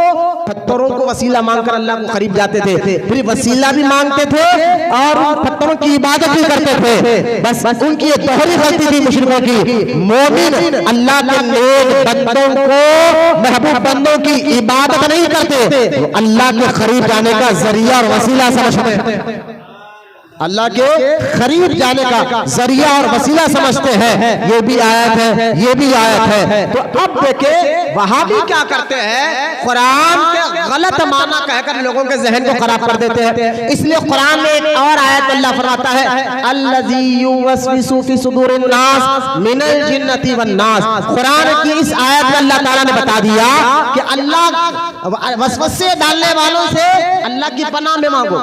मतलब क्या है, कोई तुम्हें वसवसा डालता है तो तुम क्या करो, या अल्लाह तू मेरी मदद फरमा, ये वसवसा डाल रहा है। अल्लज़ी युवस्विसु फी सुदूरिन नास, वसवसे डालने वालों से अल्लाह की पनाह मांगो, अल्लाह की पनाह मांगो। हमने कहा या अल्लाह ये तो पता चल गया हमें वसवसे डालते हैं, लेकिन मौला डालता कौन है वसवसे? तो कुरान ये कहता है मिनल जिन्नती, जिन्नात में तुम्हें वसवसे डालते हैं। अल्लाह के बारे में, इस्लाम के बारे में, दीन के बारे में, कुरान के बारे में, अहदीस के बारे में, जन्नत के बारे में, दोज़ख के बारे में ये वसवसे डालते हैं। और साथ ही साथ मिनल जिन्नती, जिन्नात तो डालते, शैतान तो तुम्हारे जिस्म में डालकर जहनों को खराब कर सकता है, वसवसे डालता है। वन्नास, इंसान नुमा शैतान भी होते हैं जो तुम्हें वसवसे डालते हैं। ये फातिहा क्यों दिला दिया? वसवसा डाल दिया। झड़ना को से पाका क्यों लगाया? वसवसा डाल दिया। अरे हुजूर का नाम चुमा, अरे नाम क्यों चुम रहे हैं? वसवसा डाल दिया। अरे उर्स क्यों कर रहे हैं? वसवसा डाल दिया। दरगाह क्यों जा रहे हैं? वसवसा डाल दिया।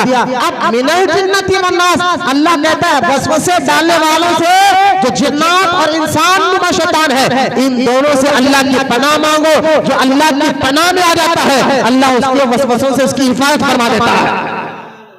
तो लिहाजा वसवसे डाले जाएंगे कुरान के बारे में, अहादीस के बारे में, दीन और कुरान के बारे में। अब कुरान कहता है ऐसे मौके पर तुम्हें करना क्या चाहिए? अल्लाह की पनाह मांगना चाहिए। लेकिन सवाल फिर ये उठ जाता है, मौलाना वहाबी कहता है कि हम सच्ची जमात वाले हैं, अहले हदीस कहता है हम सच्ची जमात वाले हैं, देवबंदी कहता है हम सच्ची जमात वाले हैं, फला फला कहता है हमारा अकीदा सच्चा, हम सही हम सही हम सही। अब आम मुसलमान किस बात को सही माने, किस चीज को सही माने? आप भी तो कुरान हदीस पढ़कर कुरान में बता रहे कि अल्लाह के नेक बंदों का मुकाम मर्तबा क्या है। वहाबी भी कुरान हदीस पढ़कर बताता है कि अल्लाह के वलियों के करीब नहीं जाना चाहिए, अल्लाह अल्लाह करना चाहिए। अब आप भी कुरान पढ़कर बता रहे हैं, वहाबी भी कुरान पढ़कर बता रहा है, दोनों में सच्चा कौन है? आम इंसान कैसे जाने, आम आदमी कैसे जाने? तो देखो भाई, मैं आपको कहता हूँ कुरान में अल्लाह ताला ने कुरान में इरशाद फरमाया इहदिनस सिरातल मुस्तकीम। सूरह फातिहा है ना, ये बच्चे को भी याद होता है, सिरातल इहदिनस सिरातल मुस्तकीम, ऐ अल्लाह चला सीधा रास्ता। सीधा रास्ते का मतलब क्या आप जानते हैं? सीधा रास्ता कुरान में हम दुआ करें ईमान वाला, ऐ अल्लाह चला सीधा रास्ता। सीधा रास्ते का मतलब ये कि वो रास्ता जिससे अल्लाह राजी हो जाए, उस रास्ते पर चलो जिससे अल्लाह राजी हो जाए। तो अल्लाह खुद दुआ करने का हुक्म दे रहा है, मेरे बंदो मुझसे दुआ मांगो। क्या? इहदिनस सिरातल मुस्तकीम, अल्लाह चला सीधा रास्ता। अब समय में अल्लाह करम फरमा दिया, क्योंकि कुरान और हदीस से क़यामत तक लोगों को फैज़ मिलता रहेगा और सीधा रास्ता मिलता रहेगा। हमने कहा या अल्लाह तेरा शुक्र है, तूने बता दिया सीधा रास्ते पर चलने की दुआ मांगो। लेकिन फिर सवाल ये उठता है, या अल्लाह ये भी तो बता सीधा रास्ता कौन सा है? कुरान तो हदीस बता रहे वो सीधा रास्ता है, तो कुरान कहता है आगे बढ़ो, सिरातल लज़ीना अनअमता अलैहिम, उनका रास्ता चल जिन पर अल्लाह ने इनाम रखा है। यहाँ गौर सुने बच्चे जरा एक बात, यहाँ अल्लाह ने ये नहीं कहा कि ए मेरे बंदों मुझसे दुआ तो तुम मांग रहे हो कि अल्लाह चला सीधा रास्ता और वो रास्ता चला। बात तो ये करना चाहिए था ना, अल्लाह जो कुरान का रास्ता है उस रास्ते पर चला, जो हदीस का रास्ता है उस रास्ते पर चला, ये दुआ मांगना चाहिए ना, ये कहना चाहिए था। लेकिन अल्लाह हर चीज का जानने वाला है, अल्लाह जानता है कि मेरे बंदों में कुछ बंदे ऐसे रहेंगे कुरान का नाम लेकर लोगों को भटकाएंगे। वहां भी क्या करते हैं, कुरान में कहा है बता, कुरान का नाम लेकर भटकाएंगे। कुरान का नाम मतलब कुरान का गलत तर्जुमा कर भटकाएंगे, अहादीस का नाम लेकर भटकाएंगे। इसलिए अल्लाह ताला ने सिरातल लज़ीना कहकर ये नहीं कहा कि कुरान के रास्ते पर चलो, अहादीस के रास्ते पर चलो, बल्कि कुरान अल्लाह ने फरमाया उनके रास्ते पर चलो जिन पर अल्लाह का इनाम हुआ है। अब वो इनाम याफ्ता बंदे कौन है? या कुरान ने अल्लाह ने बंदों, उन बंदों के रास्ते पर चलो जिन पर अल्लाह ने इनाम किया, उन बंदों के रास्ते पर चलो जिन्होंने अल्लाह, जिन पर अल्लाह ने इनाम रखा है, इनाम किया है। अब फिर एक सवाल उठता है मौलाना, ये तो बात समझ में आ गई कि वहाबी बदअकीदा कुरान और अहादीस का नाम लेकर भटकाते हैं। कुरान तो कह रहा है उनके रास्ते पर चलो जिन पर अल्लाह का इनाम रखा है। मैंने कहा फिर यहाँ एक सवाल ये उठता है, जरा ये भी बताइए कि किन पर अल्लाह ने इनाम रखा है? क्या उसका भी डिटेल कुरान में है? ये तो हम सूरह फातिहा में पढ़ रहे हैं, अल्लाह चला सीधा रास्ता, रास्ता उनका जिन पर तूने इनाम रखा है। लेकिन मौला हमने ये कहा मौला ये भी तो बता देना तेरे इनामी याफ्ता बंदे कौन है, ताकि हमें पहचानने में और आसानी हो, ताकि हम उनको पहचाना, उनके रास्ते पर चले, ताकि उनके रास्ते में चलेंगे तो राजी हो जाएगा। तो अब हमने ये सवाल किया तो कुरान को क़यामत तक लोगों के लिए हिदायत देता है। कुरान कहता है और अल्लाह कहता है मैं बता देता हूँ कि मेरे इनाम याफ्ता बंदे कौन है, जिन पर मैंने इनाम रखा है और क़यामत तक ईमान वालों पर इनके रास्ते पर चलो। तो कुरान कहता है मिनल नबिय्यीना वस्सिद्दीक़ीना वशुहदाኢ वस्सालिहीन, अल्लाह का इनाम नबियों पर है, अल्लाह का इनाम सिद्दीकों पर है, अल्लाह का इनाम शहीदों पर है, अल्लाह का इनाम सालिहीन औलिया अल्लाह पर है। अब आसान हो गया आपको बहुत समझने के लिए कि अब देखो आप अगर कोई वहाबी कहे मैं कुरान हदीस की बात बताता हूँ, ठीक है भाई बता, लेकिन ये बता जो कुरान का माना तू बता रहा है, तफसीर कर रहा है, ये तफसीर अल्लाह के नेक बंदों ने भी यही की है, उन्होंने भी यही माना है। लिहाजा आज तेरी नहीं, हम उन इनाम याफ्ता बंदों की बात पर अमल करेंगे जिन्होंने हमारा अकीदा सिखाया है।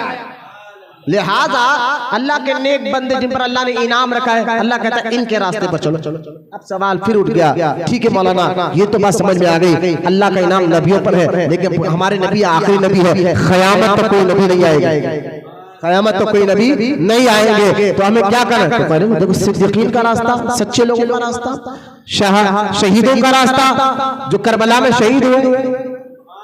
इमाम हुसैन का अकीदा क्या था? और तीसरा कहा सालहीन का रास्ता।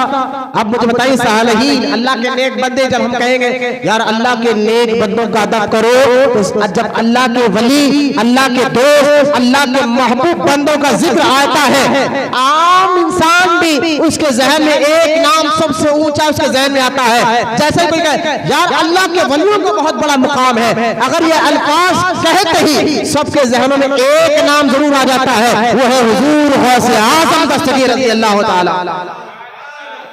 इतना तो हर कोई मानता है कि यार गौसे पाक अल्लाह कितने बड़े वली है, अल्लाह के महबूब बंदे हैं, सालहीन है, सरदार औलिया है, वलियों के सरदार। अब मुझे बताइए, आप वहाबी बदअकीदा की बातों में नहीं, अब उनका अकीदे पे चलो जो औलिया अल्लाह, उनका अकीदा क्या था, और आज अहले सुन्नत का अकीदा भी वही है। अब ये पहला मैंने बताया, वहाबी बदअकीदा जो है हुजूर को अल्लाह का नूर नहीं मान, और हम कहते हैं कि हुजूर अल्लाह के नूर से बने। और ये अकीदा हम बोलो तो हमें कह रहे थे, तो बरेली में इमाम अहमद रजा से 100 साल पहले पैदा हुए थे, उन्होंने मुसलमानों के अकीदे को बिगाड़ा है, उन्होंने गैर गलत बातें की है। वहाबी यानी ये समझो उल्टा चोर कोतवाल को डांटे, खुद चोरी करते हैं तो पुलिस वाले को गलत बताते हैं। लिहाजा ये चोर जो है ना, कहते नहीं ये बरेली के लोग हैं, आला हजरत आज से 100-150 साल पहले उन्होंने कहा कि हुजूर अल्लाह के नूर से बने, लिहाजा नूर वाला आया है, नूर लेकर आया है, ये नात पड़ी गई, ये मनकबत पड़े गई। कोई कहता है तेरी नस्ल पाक में है, बच्चा बच्चा नूर का, तू है अहले नूर, तेरा सब घराना नूर का। ये आला हजरत ने लिखा है। मुसलमानों के, हिंदुस्तान के मुसलमानों का अकीदे को बरेली के इमाम अहमद रजा ने बिगाड़ा है। माज़अल्लाह झूठा इल्जाम लगा रहे हैं। मैं आपको बताता हूँ, ये अकीदा कि हुजूर अल्लाह के नूर से बने, ये अकीदा आज से 100-150 साल पहले आला हजरत ने नहीं दिया, बल्कि 1400 साल से सारे मुसलमानों का यही अकीदा रहा है। हुजूर के बारे में सहाबा का भी ये अकीदा था कि हुजूर अल्लाह के नूर से बने। खैर मैं सहाबा का दौर, मुझे बताइए गौसे आजम जन्नती होने पर किसी को शक? कोई कह सकता है माँ का लाल के माज़अल्लाह गौसे आजम जन्नती नहीं है? ना, कोई नहीं कह सकता। बल्कि वहाबियों के बहुत बड़े मौलवी हैं इब्ने तैमिया, अहले हदीस जमात के। हमारे हैदराबाद में अहले हदीस जमात के लोग भी बहुत फैल रहे हैं। अहले हदीस जो हाथ यहाँ बांधते हैं सीने पर, दाढ़ी जरूरत से ज्यादा बड़ी रखते हैं, पैजमा जरूरत से ज्यादा ऊंचा रखते हैं, पेशानी पर नमाज का गट्टा रहता है, कहते हैं अल्लाह की मदद मांगना चाहिए, ये शिर्क की बहुत बात करते हैं। उन अहले हदीसों के बहुत बड़े मौलवी हैं इब्ने तैमिया। इब्ने तैमिया उन्होंने भी अपने किताब फतवाए इब्ने तैमिया में सरकार गौसे आज़म का नाम बड़े अदब के साथ, बड़े एहतराम के साथ लेकर कहा, पीर तरीक़त हुजूर सैयदना शेख अब्दुल क़ादिर जिलानी रज़ी अल्लाह ताला अन्हु लिखकर बताया कि ये गौसे आज़म वाकई वलियों के सरदार है। यानी अपने तो अपने वहाबियों के इमाम भी गौसे आजम को जन्नती कहते हैं। ठीक है, गौसे आजम जन्नती होने पर कोई शक? आओ जन्नती वालों का अकीदा देखते।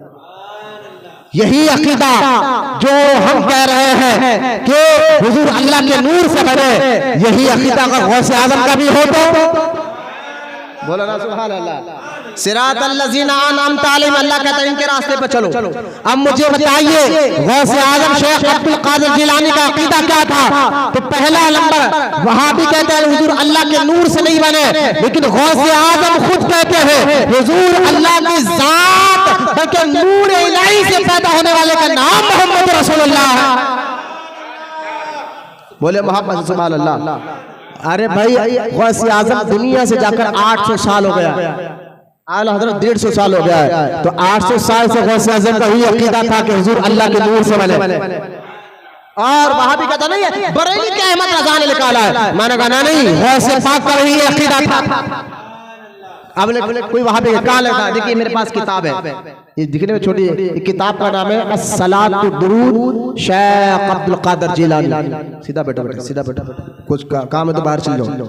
बिल्कुल तवज्जो से, चेहरे पे सुस्ती नहीं, काहली नहीं, अदब के साथ बैठते हुए सुने। मेरे बयान का नहीं, कुरान हदीस का अदब जरूरी है। ये गौसे पाक रज़ी अल्लाह ताला की किताब है। मुझसे गौर से सुनिए आप।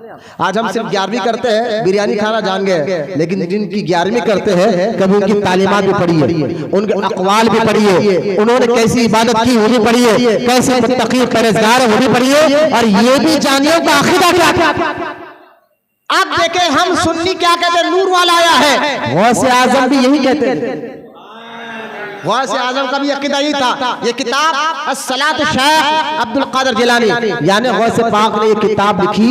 इस किताब में गौसे पाक ने 41 दुरूद लिखे।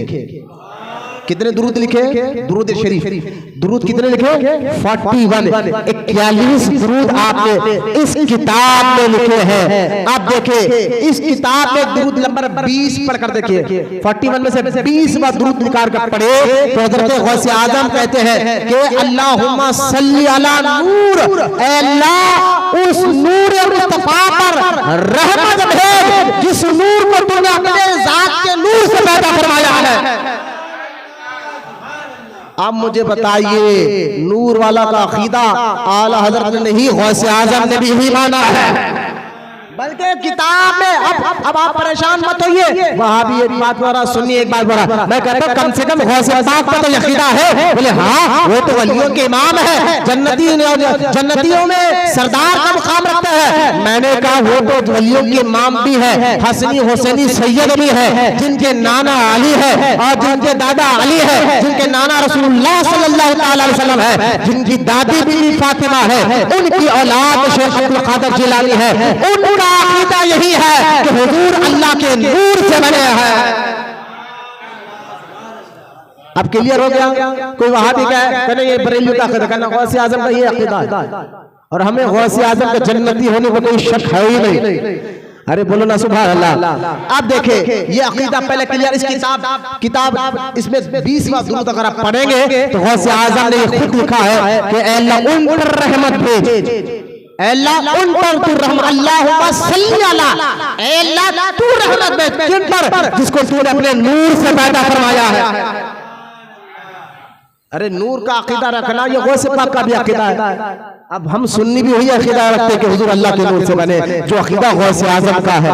अब दूसरी बात आगे बढ़ते हैं कि अब आप देखें, मैं दूसरी बात ये कहता कि खबर वाले मैं इल्म गैब की बात करता हूँ, लेकिन खबर की बात आ जाए तो एक बात ये भी सुन लीजिए कि वहाबी ये कहते हैं कि जब मैयत यानी इंसान का इंतकाल हो जाता है, बस उनके खबर में जाने के बाद बस वो ना सुनते हैं ना देखते हैं ना कोई मदद करते। ये वहाबियों का अक़ीदा है, बदअक़ीदाओं का अक़ीदा। हम सुन्नियों का अक़ीदा ये है कि अल्लाह के वली, अल्लाह के नेक बंदे तो दूर की बात है, आम इंसान भी जब मर जाता है ना तो खबर में रखा जाता है तो उसको खबर पे जाने वाले को, उसकी ज़ियारत करने वाले को आम इंसान की रूह पहचानती भी है और जानती भी है और सुनती भी है।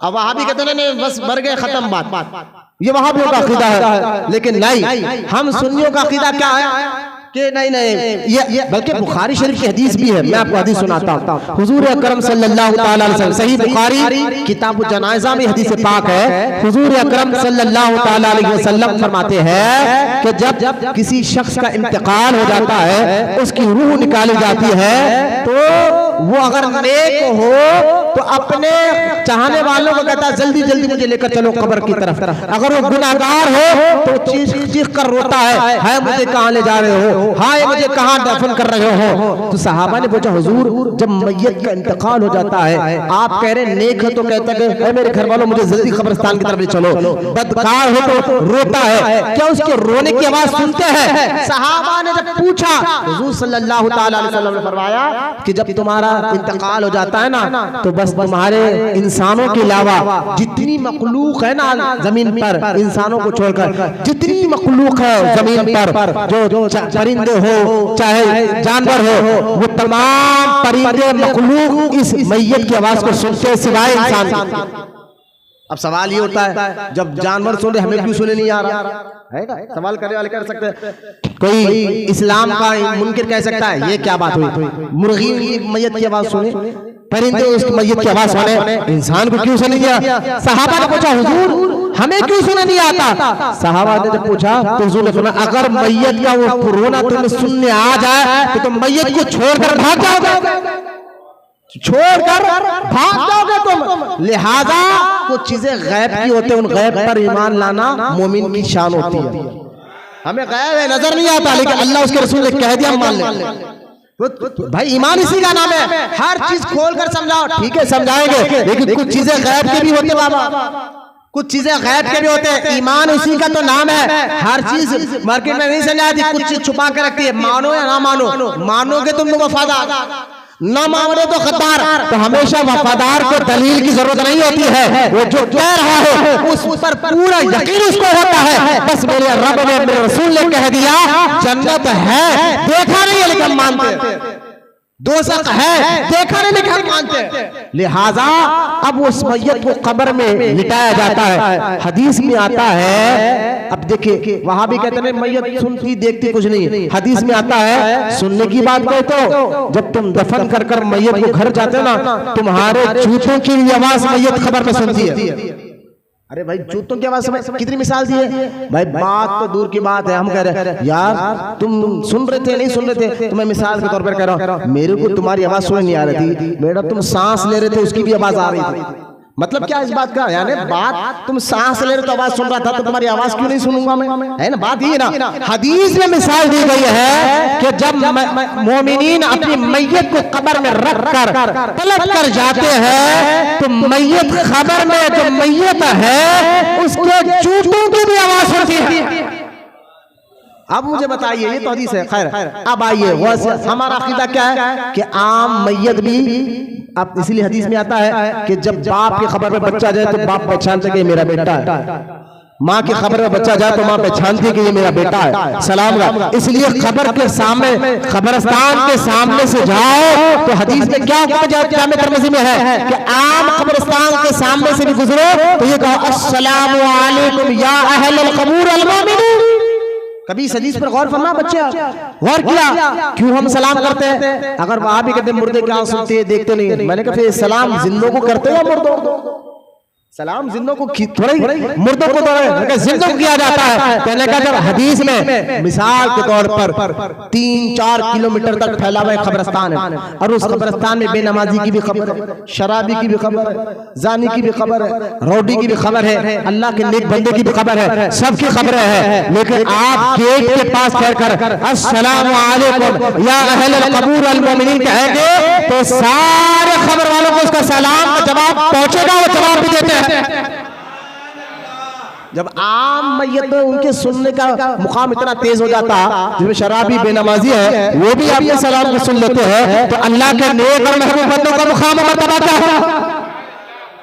तो खैर पहले तो कुरान हदीस से बात साबित है कि मैयत अपने खबर में आने वाले को पहचानते हैं, देखती है, जानते हैं, सलाम का जवाब भी देते हैं। अब ये अकीदा कि अल्लाह के नेक बंदे कब्र, हम क्यों खबरों पर जाते हैं? तो आप देखिए गौसे आजम की किताब है उसूलुद्दीन, गौसे आजम का अकीदा क्या था? बोलो ना सुभान अल्लाह। खबरों पे जाना, वहां जियारत करना, वहां दुआएं करना, ये हिंदुस्तान पाकिस्तान के मुसलमानों ने नहीं निकाला, ये कल्चर अरब से चलते हुए आया है।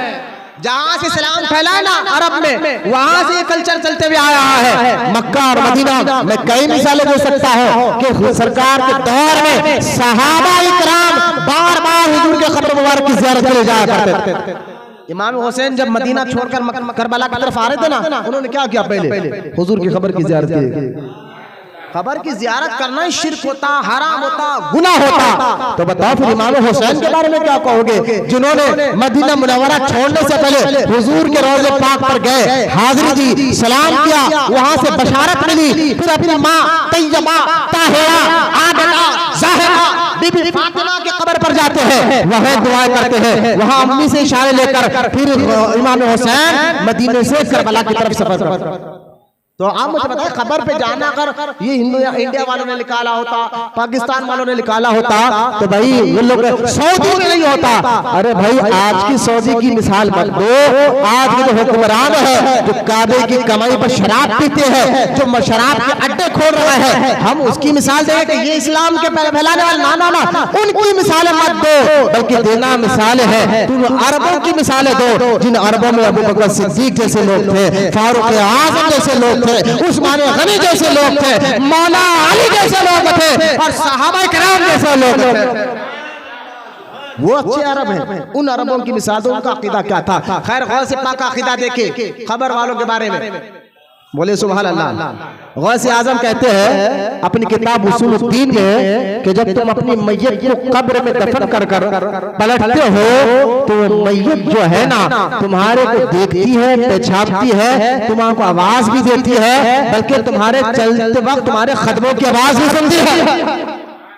मैयत कुछ क्या कर सकती, कुछ भी नहीं कर सकती, लेकिन गौस पाक का अकीदा, बोलो ना सुभान अल्लाह, और मोहब्बत से बोलिए सुभान अल्लाह, और मोहब्बत से बोलिए सुभान अल्लाह। आप देखें आगे देखें गौस आजम क्या लिखते हैं। अब जैसा मैयत को खबर, उसूलुद्दीन गौस पाक की किताब है, गौस आजम का अकीदा देखिए। गौस आजम फरमाते हैं जैसा ही मैयत को कब्र में लिटाया जाता है, अब उसके सुनने की ताकत, देखने की ताकत, उसकी रूह की ताकत को अल्लाह और बढ़ा देता है। लेकिन डिपेट गौस आजम फरमाते हैं, लेकिन बात इस पर हो जाती है कि मैयत अगर मुसलमान की हो, वो तो देखता भी है, सुनता भी है, लेकिन अगर मैयत हो आम मुसलमान के साथ, लेकिन वो हाफिज कुरान भी हो, मुसलमान तो है लेकिन हाफिज कुरान भी है, तो उसकी रूह की ताकत को अल्लाह और बढ़ा देता है। अगर हाफिज कुरान के साथ आलिम भी हो, मुफ्ती भी हो, मुत्तकी भी हो, परहेजगार भी हो, अगर कोई अल्लाह का वली भी हो, गौसे आजम का अकीदा देखे। उसूलुद्दीन में फरमाते हैं खबर में रखने वाले मैयतों का अलग अलग दर्जे होते हैं। अगर मैयत कब्र में हो और वो आम मैयत हो तो उसका मुकाम और है, लेकिन मैयत हो अल्लाह के वली की हो तो उसका सुनना, उसका देखना और उसकी ताकत को बढ़ा देता है। तो ये मुकाम और ये दर्जे खबर में रहने वाले मैयतों के होते हैं। ये गौसे आजम अपनी किताब में लिखकर बता रहे हैं हर कब्रिस्तान में रहने वाली मैयतें एक जैसे नहीं होती, उनके रुतबे दर्जे अलग अलग होते हैं। इसलिए हम सुन्नियों का अकीदा देखें, हम हर खबर के दीवाने नहीं है। हमारे माँ बाप के कब्रिस्तान में कब्रें होती है, रिश्तेदारों की कब्रें होती है, या तो ईद को जाते हैं या तो जुम्मा में जाते हैं, लेकिन कोई यूसुफ बाबा की खबर पर बार बार जाया करता है, शरीफ बाबा की खबर पर बार बार जाया करता है, ये औलिया अल्लाह की खबर पर बार बार जाया करता है। तो इन खबरों के दीवाने नहीं, असल हम जानते हैं खबर में रहने वाला अल्लाह का महबूब है, जो इनके करीब हो जाता है वो अल्लाह के करीब हो जाता है। तो कब्रों की जियारत के लिए जाना, वहां ठहर कर दुआएं करना, ये गौसे आजम का भी तरीका था। अब फतवा गौसे पाक पे भी लगाओगे, नहीं ना शिरक कर दिया गौसे पाक ने, तुम्हारे अब्बा भी नहीं लगा सकते, तुम्हारे अब्बा भी उनको इज्जत करते कि नहीं। गौसे आजम शेख अब्दुल कादिर जिलानी जन्नती है। आप देखें हजरत गौसे पाक रज़ी अल्लाह ताला अन्हु एक मर्तबा अपने चंद मुरीदीन और मुतक़िदीन के साथ शेख हम्माद जो गौसे आजम के उस्ताद थे, शेख हम्माद रहमतुल्लाह ताला अलैह, गौसे आजम ने इनसे पढ़ा था। इनकी खबर की ज़ियारत के लिए खुसूसन गौसे आजम गए। अब कोई पूछता है गौसे पाक आप किसी, हमने कोई दरगाह को जा रहे हैं, अजमेर शरीफ जा रहे हैं, कोई बुजुर्ग को ज़ियारत शरीफ है, अरे शरीफ कहीं भाई ज़ियारत करने जा रहे हैं, ज़ियारत कहते हैं मुलाकात को सलाम दुआ ठहर कर दुआ करेंगे। ना ना ना ना ना, ये बरेली के इमाम अहमद रज़ा ने सिखाया है। मैंने कहा ये छोड़ो, यही अकीदा गौसे आजम का भी था। क्या फतवा लगाओगे इमाम शेख अब्दुल कादिर जिलानी पर? गौसे आजम अपने मुरीदों के साथ शेख हम्माद रहमतुल्लाह ताला अलैह जो आपके उस्ताद थे, जिन्होंने आपने पढ़ा था गौसे आजम ने इनसे, उनके मजार की जियारत के लिए गए और वहां जाकर ठहर गए, कुछ दुआ करे। मुरीदीन कहते हैं जब गौसे आजम दुआ कर रहे थे ना, तो आपका चेहरा पर कभी गम आया और इतना गम आया कि आप निढाल हो गए, फिर अचानक आपके चेहरे पर खुशी के आसार जाहिर हो गए। पहले क्या हुआ, गम आया। गौसे आजम के चेहरे पर गम, भाई चेहरा है ना, चेहरा ये आईना होता है इंसान का। दिल में गम हो तो चेहरे से पता चल जाता है, दिल में खुशी हो तो पता भी चेहरे से चल जाता है। लिहाजा मुरीदीन कहते हैं हम हुजूर गौसे पाक के चेहरे को देख रहे थे कि आप जब शेख हम्माद अपने उस्ताद की मजार के करीब खड़े थे, अचानक चेहरे पे आपका रंग उतर गया, आप गमगीन हो गए। फिर कुछ देर के बाद जो है आपके चेहरे पर खुशी आ गई, आप खुश होकर अपने मुरीद को कहा अब चलो अपने घर की तरफ। लोगों ने चहीता मुरीद ने कहा या शेख अब्दुल कादिर जिलानी हुजूर, अब देखिए मैयत देखती भी है, सुनती भी है, ये अकीदा गौसे पाक का भी है ना। अल्लाह के नेक बंदो शेख हम्माद आपको उस्ताद थे ना, आप तो जियारत करें। लोगों ने पूछा हुजूर आप जियारत करें, पहले चेहरा ऐसा हुआ, बाद में चेहरा ऐसा हुआ, वजह क्या है? गौसे आज़म फरमाते मैं जब इनके मजार की जियारत करने गया और आँख बनकर मुराक़बे में जब मैंने इनको देखा तो मेरे शेख, मेरे उस्ताद शेख हम्माद को अल्लाह जन्नती लिबास में कब्र में रखा था। गौसे आज़म कह रहे हैं जन्नती लिबास में रखा था, और जन्नती लिबास में रखा था। फिर उसके बाद क्या हुआ? हुजूर गौसे आज़म फरमाते रज़ी अल्लाह तआला अन्हु कि मैंने देखा कि आपका पूरा लिबास जन्नती है, लेकिन कब्र के अंदर आपका एक हाथ काम नहीं कर रहा है। मैंने कहा अपने उस्ताद से ऐ शेख हम्माद पूरा लिबास तो जन्नती है, लेकिन ये आपका एक हाथ काम क्यों नहीं कर रहा है, हिल क्यों नहीं रहा है? तो शेख हम्माद ने कहा ऐ अब्दुल कादिर, जब तुम मेरे मदरसे में पढ़ने आए थे, मैं तुम्हारा इम्तिहान लेने के लिए एक मर्तबा आपको ढकला था पानी के अंदर, ये बात अल्लाह को पसंद नहीं आई है, तो अल्लाह ने मेरे इस हाथ को खबर में जाने के बाद ये हाथ काम नहीं कर रहा है। गौसे आज़म ने कहते हैं मैंने अपने उस्ताद की हालत खबर के अंदर देखी, मैं गमगीन हो गया। फिर अल्लाह की बारगाह में दुआ की, या अल्लाह मेरे उस्ताद की इस गलती को माफ फरमा दे। दुआ करना था, मेरी दुआ पर इस कब्रिस्तान में 70 वलियों ने आमीन कहा, तो अल्लाह ने मेरे उस्ताद के हाथ को दुरुस्त कर दिया। इस पर मैं खुशी का इजहार कर अल्लाह का शुक्र अदा कर रहा हूं। गौसे आज़म तो अकीदा ये दे रहे हैं कि खबर वाले देखते भी है, सुनते भी है, अगर ताकत हो तो हम बात भी कर सकते हैं। और आज का वादे ना ना ना खबर को नहीं कर सकते, खबर वाले को नहीं कर सकते। अरे भाई खुद गौसे पाक जा रहे हैं खबर की ज़ियारत के लिए, बोलो ना सुभान अल्लाह। अब आगे देखे खुद गौसे पाक अपने उस्ताद शेख इमाम अहमद बिन हम्बल रज़ी अल्लाह तआला अन्हु की मजार की ज़ियारत के लिए शेख अद्दी बिन मुसाफिर के साथ मशाइख इराक के बड़े बड़े बुजुर्गों के साथ एक मतलब गौसे आज़म खुद इमाम अहमद बिन हम्बल के मजार की ज़ियारत के लिए गए। आप बताइए बच्चों कि अगर मजार दरगाहों की ज़ियारत करना हराम और नाजायज होता तो बताए फिर गौसे आज़म हराम काम करेंगे माज़अल्लाह, नाजायज काम करेंगे? तवज्जो फरमाए, जब गए तो आप बहजतुल असरार आपकी किताब में ये वाक़या लिखा हुआ है, गौसे आज़म शेख अहमद बिन हम्बल के मजार में गए तो इमाम अहमद बिन हम्बल जो गौसे आज़म से 200 साल पहले इंतकाल कर चुके थे, 100-200 साल पहले इंतकाल कर चुके थे, उनके मजार की ज़ियारत के लिए गौसे आज़म जाते हैं। तो शेख इमाम अहमद बिन हम्बल रहमतुल्लाहि तआला अलैह खबर से निकल कर गौसे आज़म से मुलाकात करते हैं। करबल वाले मुर्दा है, मट्टी बन गए, कुछ नहीं कर सकते। मैंने कहा तुम किसका कलमा पढ़ते हमें पता नहीं है, हम जिस नबी का कलमा पढ़ते हैं उस नबी ने हमें बताया अल्लाह अपने महबूबों को बड़ी ताकतों से नवाजा करता है। भाई गौर बनाइए, गौसे आज़म मजार की ज़ियारत के लिए जाते हैं तो हम सुन्नी अगर खबर की मजार की ज़ियारत के लिए जाए तो गुनाह। अगर इन वहाबे ठीक है चले जाते तो वहां जाकर दुआ क्यों करते हैं? भाई दुआ इसलिए करते हैं कि यहाँ आने से अल्लाह राजी हो जाता है, इसलिए दुआ करते हैं। कहा दुआ करना है, मकान में दुआ करो, घर में दुआ करो, दरगाह पर आपको दुआ करने की क्या जरूरत है? हम कहते हैं सुनो दुआ कहीं भी करो, सुनता तो अल्लाह हर जगह से है, राजी हर जगह से नहीं होता। इन औलिया अल्लाह के आस्थाने पर आकर जब दुआएं मांगते हैं अल्लाह सुन भी लेता है, राजी भी हो जाता। तो खैर कब्रों की ज़ियारत हराम, यही गौसे आज़म का अकीदा। दो मैंने बता दिया हुजूर अल्लाह के नूर से बने, गौसे आज़म का ये अकीदा। मज़ारात की ज़ियारत करना गौसे आज़म का अकीदा यही। आप बताइए तीसरी बात, गौसे पाक रज़ी अल्लाह तआला अन्हु ये जानते थे कि अल्लाह के बताने से नबी गैब का इल्म रखते हैं, यह अकीदा गौसे आज़म का भी है। बोला ना मोहब्बत से सुभान अल्लाह। ये अकीदा गौसे आज़म का भी है, यह अकीदा गौसे आज़म का भी है। आप कहेंगे वो कैसा? गौसे पाक शेख अब्दुल कादिर जिलानी हुजूर तो हुजूर है, गौसे आजम फरमाते हैं कि एक मुरीद ने आकर गौसे पाक से पूछा, फुतहुल गैब किताब का नाम है, गौसे पाक की लिखी हुई किताब, खुतबा नंबर 60 है। एक मुरीद आकर गौसे आजम से पूछता है, या शेख अब्दुल कादिर जिलानी, अगर अल्लाह का वली बनना है, अल्लाह का दोस्त बनना है, अल्लाह का महबूब बनना है, शरीयत की पाबंदी तो लाजिम है, कुरान, नमाज, झूठ से बचना, गीबत से बचना, हलाल कमाना, ये तो लाजिम है। इसके अलावा भी और ऐसा कौन सा हम काम करें जिसकी वजह से हम अल्लाह के दोस्त बन जाए, अल्लाह का वली बन जाए, अल्लाह का महबूब बन जाए? भाई सवाल भी उसने गौसे आजम से किया था। बोलो ना सुभान अल्लाह। किसी मुफ्ती से पूछो कि मुफ्ती कैसा बना जाता है, किसी आलिम से पूछो आलिम कैसा बना जाता है, किसी हाफिज कुरान से पूछो हाफिज कुरान कैसे बना जाता है, किसी वली से पूछो वली कैसे बना जाता है।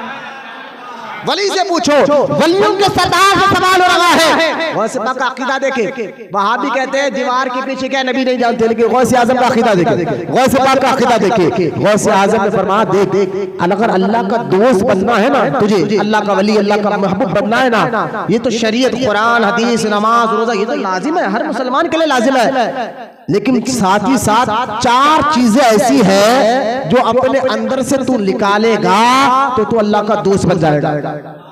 बोलना बहुत आसान कर बता, बहुत आसान कर हुजूर वो 4 चीजें क्या है? भाई नमाज के पाबंदी शौक तो ये लाजिम है, ये तो जरूरी है, उसके अलावा 4 चीजें ऐसे हैं, अगर तू इसकी पाबंदी करेगा और अपने अंदर से 4 चीजें निकालेगा तो तुझे अल्लाह अपना दोस्त, अपना वली बना लेगा। उसने कहा हुजूर 4 चीजें क्या है? तो गौसे आज़म ने फरमाया, एक तवज्जो फरमाया, पहला अपने अंदर से गीबत की आदत निकाल दे। बोलना सुभान अल्लाह। गीबत जानते हैं ना, सामने वाले को जो देखे पीठ पीछे उसके बारे में, हालांकि वही बात जो कह रहे हैं कि बात भी सही है, फिर भी उसके पीठ पीछे करना ये गीबत। फरमाया गौसे आज़म ने गीबत अपने अंदर से निकाल दे। दूसरा हसद निकाल दे, जलना, लोगों से बिला वजह जलना निकाल दे, हसद निकाल। तीसरा चुगलखोरी की आदत निकाल। चौथा झूठ बोलना छोड़ दे। ये 4 आदतें अपने अंदर से निकाल, अल्लाह तुझे अपना वली बना लेगा। तो उस मुरीद ने पूछा, हुजूर थोड़ा मुजाहिदा कर कर, मेहनत कर कर, मशक्कत कर कर, अगर मैं झूठ से बच गया अल्लाह के फजल से, गीबत करने से बच गया अल्लाह के फजल से, चुगलखोरी करने से बच गया अल्लाह के फजल से, हसद करने से बच गया अल्लाह के फजल से, मैं मेहनत कोशिश कर कर ये 4 आदतें अपने निकाल लूं तो फिर अल्लाह क्या देगा? अल्लाह क्या इनाम देगा? गौसे आज़म मुस्कुराए, कहा पहले ये निकाल कर। हाँ, बड़े बड़ों से नहीं निकलती ये चीज, है ना? आसानी कितना आसान दिखा सुनने में, लेकिन थोड़ा मस्जिद में हम बाहर निकलते पानी के बुलबुले हो गए, अब फट फट के फुट जाते, थोड़ी देर के लिए अच्छा जी जी करते, बाहर निकल कर उसको देखना, उसको गाली, उसको बताना, उसको ये सारा मामला था। गीबत एक आम बीमारी हमारे अंदर हो गई है। औलिया का मुकाम देखे, गौसे आज़म मुस्कुरा के कहते पहले 4 चीजें निकाल कर आओ, उसके बाद बात करना, उसके बाद बात करना। लेकिन उसने कहा हुजूर मैं मेहनत करूंगा, अल्लाह के फजल पर, मेरी मेहनत पर कोई यकीन नहीं, अल्लाह के फजल पर यकीन है, फिर भी मैं मेहनत मशक्कत कर कर अल्लाह की अता से ये 4 आदतें निकाल लूं तो फिर क्या मिलेगा? तो गौसे आज़म दस्तगी रज़ी अल्लाह ताला अन्हु ने फरमाया, अगर ये 4 आदतें निकाल ले तो अल्लाह ताला तुझे गैब की खबरें बता देगा। हम कहते हैं कि वहां भी कह रहा है कि नबी को दीवार के पीछे का खैर का इल्म नहीं है। गौसे आज़म अपने मुरीद को कह रहे हैं ये गंदी आदतें निकाल, अल्लाह तुझे गैब की खबर बताएगा। समझ रहे? गौसे पाक का अकीदा, वो तो नबी है, मुरीदों को कहते थे तेरा बातिन सुधर जाए तो गैब की खबरें अल्लाह तुझे भी बताएगा। आप मुझे बताइए हम किसके अकीदे को अपनाएं? सिरातल लज़ीना अनअमता अलैहिम, शेख अब्दुल कादिर जिलानी का अकीदा कि हुजूर तो हुजूर है, अगर उनके गुलाम भी मेहनत मशक्कत कर कर अपनी बातिन को साफ कर ले तो गैब की खबरें अल्लाह उनको भी बता के। अब बताइए कोई वहाबी सुन्नी का झगड़ा नहीं, जो अकीदा गौसे पाक का सुन्नी, आपका हमारा भी अकीदा वही है। आप किसी टेंशन की आपको जरूरत नहीं है कि किसके पीछे जाएगा, इनकी बात माने, इनकी बात माने। मैंने कहा गौसे आज़म को मानते हो? कहा मानते हैं। कहा झंडा लगाते, कहा लगाते हैं, जानो दिल से कुर्बान करते हैं गौसे पाक पर। कहा उनका अकीदा भी यही है कि अल्लाह की अता से हुजूर सब जानते हैं। आज देखिए एक वाकया, दूसरी बात सुने आप।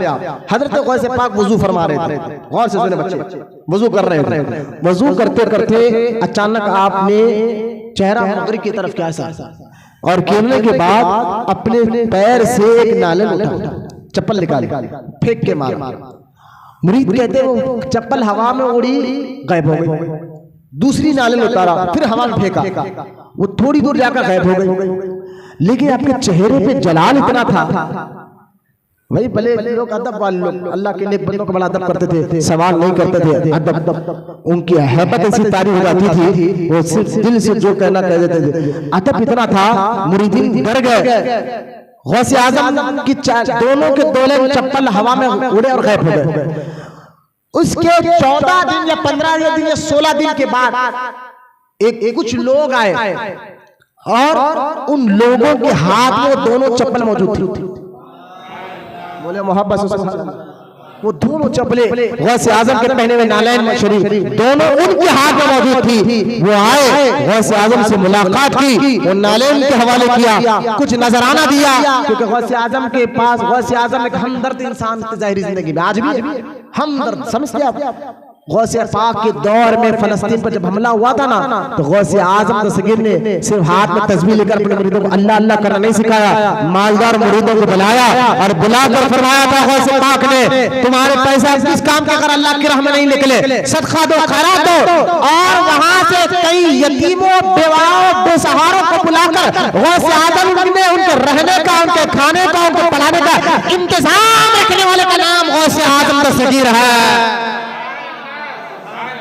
हाँ, खाली अल्लाह अल्लाह करते तस्बीह लेकर नहीं बैठे। मार्केट में जब देखा हालात कौन के खराब है, फिर उनकी भी इस्लाह की। यहाँ तक के गौसे पाक के आंखों के सामने कोई गुनाह का काम कर ही नहीं सकता था। आप गौसे पाक रज़ी अल्लाह तआला अन्हु के कई वाक़या मौजूद है। अब देखिए, ये गौसे पाक के नाले लेकर निकले, मुरीदों ने पूछा, आज से 16 दिन पहले गौसे आज़म ने इस चप्पल को फेंका था, तुम्हारे पास कहाँ से आ गई है? तो वो आने वाले लोगों ने कहा, सुनो, हम भी गौसे आज़म के मुरीद हैं, हम ताजिर लोग हैं, हम सफर कर रहे थे, हम सफर कर कर कारोबार कर वापस आ रहे थे बगदाद की तरफ। अचानक 20 जंगल में डाकुओं ने हमें लूट लिया और हमें खरीद था, हमारे माल लूट लेते और हमें मार देते, हमें कत्ल कर देते। हमने चेहरा गौसे पाक की तरफ किया और कहा, या शेख अब्दुल कादिर जिलानी अल्लाह मदद। इतना कहना था, इतना कहना था। अचानक हवा से चप्पल आई और डाकुओं के 2 सरदार थे, दोनों के सीनों पर लगे, दोनों डाकू जगह पर मर गए और सारे डाकू भाग गए मंजर को देखकर कि कैद से चप्पल आई, हमारे दोनों सरदार मर गए, बाकी के चले भाग गए, हम अपना माल भी हमारा बच गया, जान भी बच गई। हम नालन लेकर जब से आ रहे हैं, हमें बगदाद आने में 16 दिन लगे, वापस आने में 16 दिन लगे। हम अपने मकानों को नहीं गए, डायरेक्ट जगह उस जगह से यहीं पर आ रहे हैं, 16 दिन लगे। और हम गौसे पाक की बारगाह में शुक्रिया अदा करने आए हैं। इस वाक़े से पता चला, गैब की बात हुजूर तो हुजूर है, गौसे आज़म ने बता दिया, मेरा चाहने वाला दुनिया में कहीं पर भी हो, मुझे पुकारता है तो मैं देख भी लेता हूँ, सुन भी लेता हूँ और मदद भी कर देता हूँ। वहां भी कहता है दीवार के पीछे क्या है, नबी को नहीं मालूम, माज़अल्लाह। हम कहते नहीं, अल्लाह के बताने से नबी सब जानते। तुम बरेलवी हो, तुम रज़वी हो। मैंने कहा गौसे पाक वहां से 16 दिन दूर क्या हो रहा है, गौसे आज़म अपने मकान में ठहर कर देख रहे हैं, बगदाद में देख भी रहे हैं, सुन भी रहे हैं, मदद भी कर रहे हैं। मैं अगर कोई बात, अरे ऐसे कैसे हो सकता है? ईमान वाला तो अल्लाह ने उनको ये ताकत दी, ईमान वाला तो मान लेता, लेकिन नहीं, अक्ल से मत समझाइए। मैंने कहा आज के दौर में फैक्स मशीन को समझिए, फैक्स मशीन है ना, यहाँ पेपर डालो 1 सेकंड में, अमेरिका में यहाँ पेपर डालो, कनाडा में, जबकि कई घंटों का सफर प्लेन का है, तो मैंने कहा तुम्हारी एक इंसान मशीन बना दे और यहाँ डाले पेपर, 1 सेकंड में वहां ले ले, फोन को देख ले, टीवी को देख ले, जो खेल अमेरिका में और तुम घर बैठे देख रहे हो। मैंने कहा ये इंसान इतनी टेक्नोलॉजी कर सकता है, क्या अल्लाह अपने महबूबों को ऐसी ताकत नहीं दे सकता? कैसे ईमान वाले को अल्लाह की ताकत पर यकीन नहीं, अल्लाह की कुव्वत पर यकीन नहीं, वो अपने महबूबों को ताकत देता है। और गौसे आज़म ने बता दिया, मेरे नबी तो नबी है, गैब की खबरें मैं खुद भी जानता हूँ। अब अकीदा किसका मानोगे? गौसे पाक यकीनन अकीदा गौसे आजम का मानोगे। चौथी बात देखे, वहाबी कहते कि नबी हम कुछ कर नहीं सकते थे, माज़अल्लाह हमारी तरह का आम इंसान थे। हम कहते हमारे नबी को अल्लाह ने मुख्तार कायनात बनाया, यानी अल्लाह की अता से नबी जो चाहे कर सकते थे। ऐसे कई वाक़यात है, लेकिन वहाबी कहते ना ये बरेली वाले इमाम अहमद रजा ने लोगों का अकीदा बिगाड़ा है, वरना नबी आए चले गए, खत्म बात, आप तो हमारी तरह का आम इंसान थे। मैंने कहा नहीं, ये अकीदा जो इमाम अहमद रजा ने दिया कि वो जो ना थे तो कुछ ना था, वो जो ना हो तो कुछ ना हो, अरे जान है जान की, जान है तो जहान है। जो अकीदा आला हज़रत ने दिया है ऐसे ही नहीं दिया, ये अकीदा उन्हीं का अकीदा है जो गौसे पाक का भी अकीदा था। यानी वहाबी कहते हैं नबी कुछ नहीं कर सकते, और आला हज़रत कहते हैं अल्लाह के अता से सब कुछ कर सकते हैं। लेकिन आइए वहाबी कहते हैं ना ये बरेली का अकीदा है, मैंने कहा ये गौसे पाक का भी अकीदा है।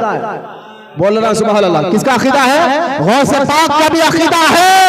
हज़रत गौसे पाक के पास एक और भाई अपने बच्चे को लेकर कहने लगा हुजूर ये बच्चा है मेरा जी, कहा ये बच्चे को मैं इसलिए लाई हूँ ताकि आपकी खिदमत करे, आपके पास रहे, आप इस पर नजर डालें, इसको दीन सिखाइए, इसको जाहिर सिखाइए, इसको बातिन सिखाइए, इसकी आदतों को सुधारिए, इसके अखलाक को सुधारिए। गौसे आज़म ने फरमाया ठीक है, छोड़ माई मेरे पास छोड़ के चले जा। वो अपने बच्चे को छोड़कर चले गए खुशी खुशी घर। कुछ महीनों के बाद जब अपने बच्चे से मिलने के लिए आई, क्या देखती है कि बच्चा एक सूखी रोटी पानी में डूब कर खा रहा है, हालत दुबली पतली हो गई है। ये मंजर अपने बच्चे को देखकर कुछ तो नहीं कही, गौसे आजम से मुलाकात के लिए जब पहुंची तो देखती क्या है, गौसे आजम दस्तरखान बिछा हुआ है, अरे खटोरे में मुर्गी की हड्डियां रखे हुए हैं जो गौसे आजम ने थोड़ी देर पहले खाया था, वो हड्डियां खटोरे में जमा कर रखा था। जब ये मंजर देखा वो औरत तड़प कर बिलख कर कहने लगी, या शेख अब्दुल कादिर जिलानी ये बात समझ में नहीं आई है, मेरा बेटा तो सूखी रोटी के साथ पानी में डुबो कर खाए और आप जो है मुर्ग मुसल्लम खाए, ये बात मुझे समझ में नहीं आई है। गौसे आज़म मुस्कुराते हैं, मुस्कुराकर जो कटोरे के अंदर मुर्गी की हड्डियां रखे थे ना, गौसे आज़म ने अपना मुबारक हाथ फेरा, वो अचानक हड्डियों को अल्लाह ने मुर्गा बना दिया, वो जिंदा सलामत मुर्गा बन गया और बांग देने लगा। जब बांग देने लगा तो वो औरत को गौसे आज़म ने देखकर कहा, जब तेरा बेटे के अंदर ये ताकत आ जाएगी ना, जब वो जो चाहे खा सकता है, पहले मैं उसकी तरबियत तो कर लूं, उसकी गंदगी को साफ कर लूं, उसके बातिन को तो साफ कर लूं, जब उसका बातिन साफ हो जाएगा ऐसी ताकत अल्लाह उसको भी देगा, तब वो जो चाहे खा सकता है। अब मुझे बताइए इस वाक़े से गौसे आज़म ने अपना अक़ीदा बता दिया। लोगों मेरे नबी की क्या बात करते हो, मैं मोहम्मद रसूलुल्लाह का कलमा पढ़ने वाला, उनके गुलामों का गुलाम हूँ, मुझे अल्लाह ने ये इख्तियार दिया कि हड्डी को मुर्गा बना सकता हूँ। जब मेरे इख्तियार का ये आलम है तो मुस्तफा के इख्तियार का आलम क्या होगा? बोला मोहब्बत से सुभान अल्लाह। गौसे आज़म ने यही अकीदा दिया जो अकीदा अल्लाह ने सिखाया। कोई नई बात इमाम अहमद रज़ा ने नहीं सिखाई, जो गौसे आज़म का अकीदा है कि हुजूर को अल्लाह ने मुख्तार कायनात बनाया है। खुद आप देखें एक ईसाई गौसे पाक के पास आया, आकर कहने लगा, ए अब्दुल कादिर जिलानी आप दीन इस्लाम की तबलीग करते हैं। गौसे आज़म के दौर में यहूदी बहुत थे, ईसाई बहुत थे, शिया बहुत थे, इसलिए गौसे आज़म ने अपनी किताब बुनियत तालिबीन में यहूदियों का रद्द किया है, शियों का रद्द किया है, तफजीलियों का रद्द किया है, कई बदमज़हब थे उनका रद्द किया है। तो अल्लाह के नेक बंदे को कहता है हम किसी को बुरा नहीं बोलते। मैंने कहा बाबा ये अल्लाह के वलियों की पहचान नहीं है, सही को सही गलत को गलत कहना ये अल्लाह के वलियों की पहचान है। हमारे पीर सबसे मिलो बोले, मैंने कहा वो 2 नंबर पीर है, वो 2 नंबर पीर है। जो तुम पीर का शिया से भी मिलो, वहाबी से भी मिलो, किसी को बुरा मत करो, ये 2 नंबर पीर है। पीरों का पीर गौसे आज़म दस्तगीर तो अपने मुरीदों को कहता है बदमज़हबों से दूर रहो। लिहाजा गौसे आज़म ने अपनी किताब बुनियत तालिबीन में शियों के बारे में रद्द कर बताया है।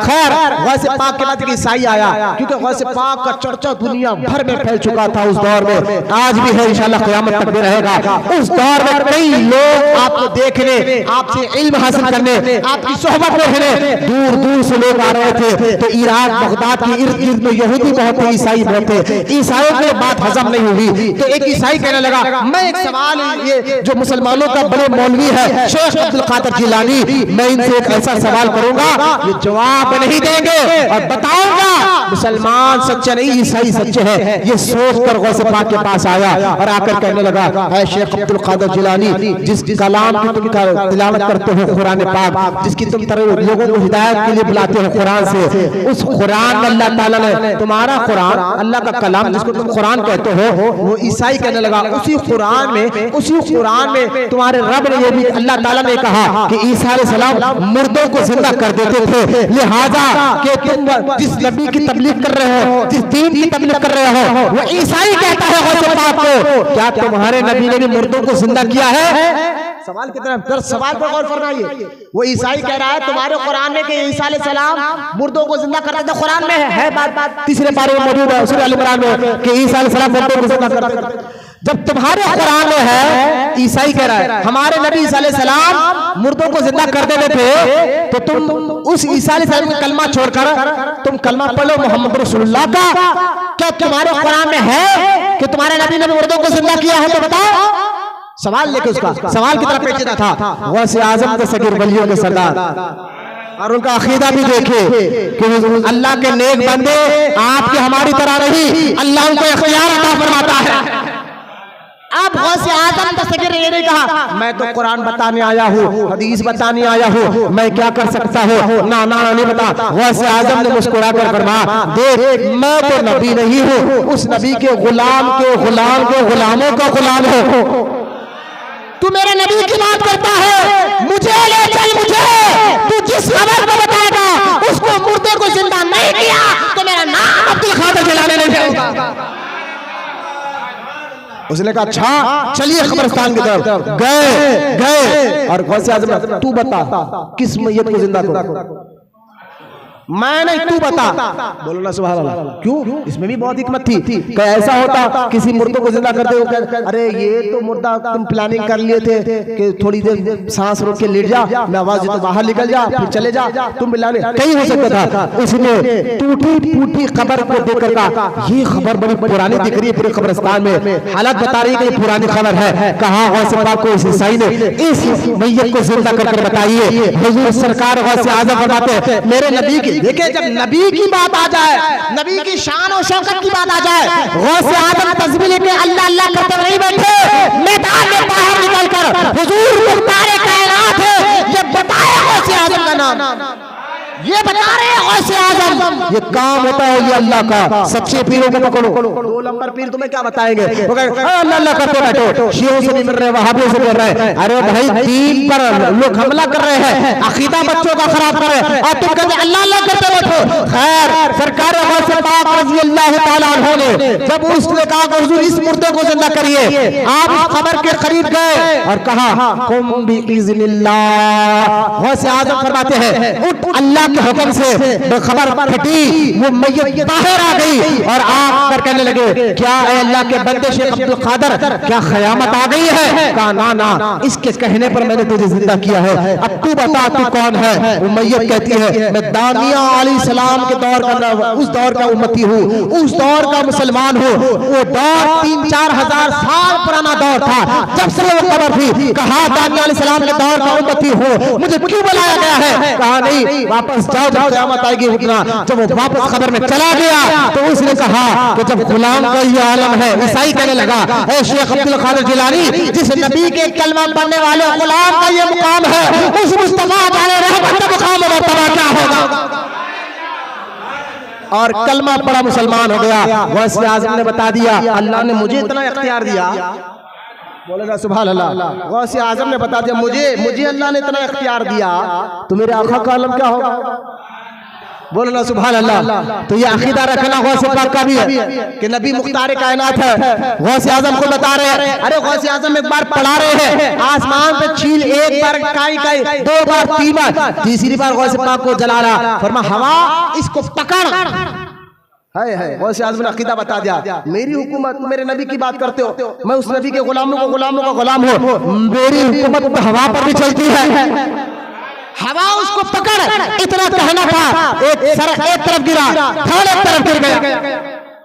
अब जलाल खत्म हुआ, बयान खत्म हुआ, उठकर जाने लगे। देखा कि चील गिरी हुई है, धड़ एक तरफ, सर एक तरफ। जब जलाल आपने फरमाया अच्छा मेरी जुबान से निकल के तो ये हो गया, करीब बुलाया, जुड़ाया, हवा में उड़ा दिया। बोलो ना सुभान अल्लाह। ये इख्तियार नहीं बता रहे गौस आज़म, अरे जिन नबी का कलमा मैं पढ़ता हूँ मुझे ऐसा अल्लाह ने इख्तियार किया है तो मेरे नबी का मुकाम मर्तबा क्या हो। आप बच्चे समझिए कि अल्लाह गौस आज़म का अकीदा क्या था, और वही अकीदा सुन्नियों आप पर हमारा भी है कि नबी मुख्तार कायनात है, नबी अल्लाह के नूर से बने हैं, गैब की खबरें अल्लाह के बताने से नबी सब जानते हैं कि यही अकीदा गौस आज़म का भी था, यही अकीदा से। अरे भाई मेरे गौस पाक की हुकूमत की बात आ जाए, मुख्तार कायनात तो हुजूर है, अल्लाह ने आपको ऐसा इख्तियार दिया है, आपकी औलाद ने गौस आज़म को पैदा किया। दरिया तुगयानी जब तूफान बहुत तेजी से आने लगा और दरिया दजला पूरे हाइट पर आकर बहने लगा, लोग गौस पाक की बारगाह में आए। उस दौर के लोगों का अकीदा भी देखे मुसलमानों का, वो जानते थे अगर दरिया बह रहा हो ऐसी मुश्किल में अगर कोई काम आ सकता है तो अल्लाह का वली ही काम आ सकता है। वो दौर के मुसलमानों का भी अकीदा यही था, मुश्किल के वक्त वो गौस पाक के पास जाते थे। जैसा हम पर कोई मुश्किल आ जाए तो हम सरकार हुसैन बाबा के आस्थाने में आ जाते हैं, मुश्किल आ जाए तो कभी यूसुफ शरीफ बाबा के आस्थाने में हाजिर जाते हैं, मुश्किल आ जाए खुद आरफीन सुल्तानुल आरफीन बाबा शरफुद्दीन के आस्थाने में हाजिर देते हैं। अरे ये अकीदा आज के मुसलमानों का नहीं, अरब के मुसलमानों का ही अकीदा था। वो आए कहने लगा गौस पाक से, या शेख अब्दुल कादिर जिलानी फरमा पानी का दरिया दजला पूरा जोश में आया है, बह गया तो पूरा पूरा शहर डूब जाएगा। आप खड़े हुए करीब उस दरिया के गए, उस दरिया को अपने आशा बताया, कहा नीचे हो। बोलना सुभान अल्लाह, नीचे हो। वो एक 6 फीट नीचे हो गया। लोगों से पूछा बस इतना नीचे काफी है? कहा नहीं हुजूर और नीचे। फिर इशारा कहा नीचे हो। बोलो सुभान अल्लाह। गौस आज़म की हुकूमत हवा पर चल रही है, पानी पे चल रही है, तो जब नीचे हो गया अब लोग हुजूर बस अब पानी नीचे तुगयानी नहीं आएगी। आप बताइए, गौस आज़म कहते हैं मेरे नाना मेरे नबी के इख्तियार की बात कर रहे हो, अल्लाह ने मुझे ऐसा इख्तियार दिया है तो गुलाम का ये आलम है तो आका का आलम क्या होगा। तो लिहाजा ये अकीदा रखना कि अल्लाह की अता से कि नबी जो चाहे कर सकते हैं, ये अकीदा गौस आज़म का भी था। ये अकीदा रखना हुजूर अल्लाह के नूर से बने, ये अकीदा गौस आज़म का भी था। ये अकीदा रखना खबर वाले सुनते हैं देखते हैं बंद करते हैं, ये अकीदा रखना गौस आज़म का भी था। आज का मेरा उन्वान अकीदा गौस आज़म था। मैंने आपके सामने खत्म हो गया है, पूरी डिटेल के साथ बता दिया गुलामों का ये आलम है तो आखिर का आलम होगा। अल्लाह की बारगाह में दुआ है अल्लाह हम तमाम को कहने सुनने से ज्यादा अमल की तौफीक अता फरमाए। अल्लाह ताला हमें सच्चा आशिक रसूल बनाए, क़यामत तक अल्लाह ताला हमारी नस्लों में आशिक रसूलों को पैदा फरमाए। वमा अलैना इल्लल बलाग वल्हम्दुलिल्लाहि रब्बिल आलमीन।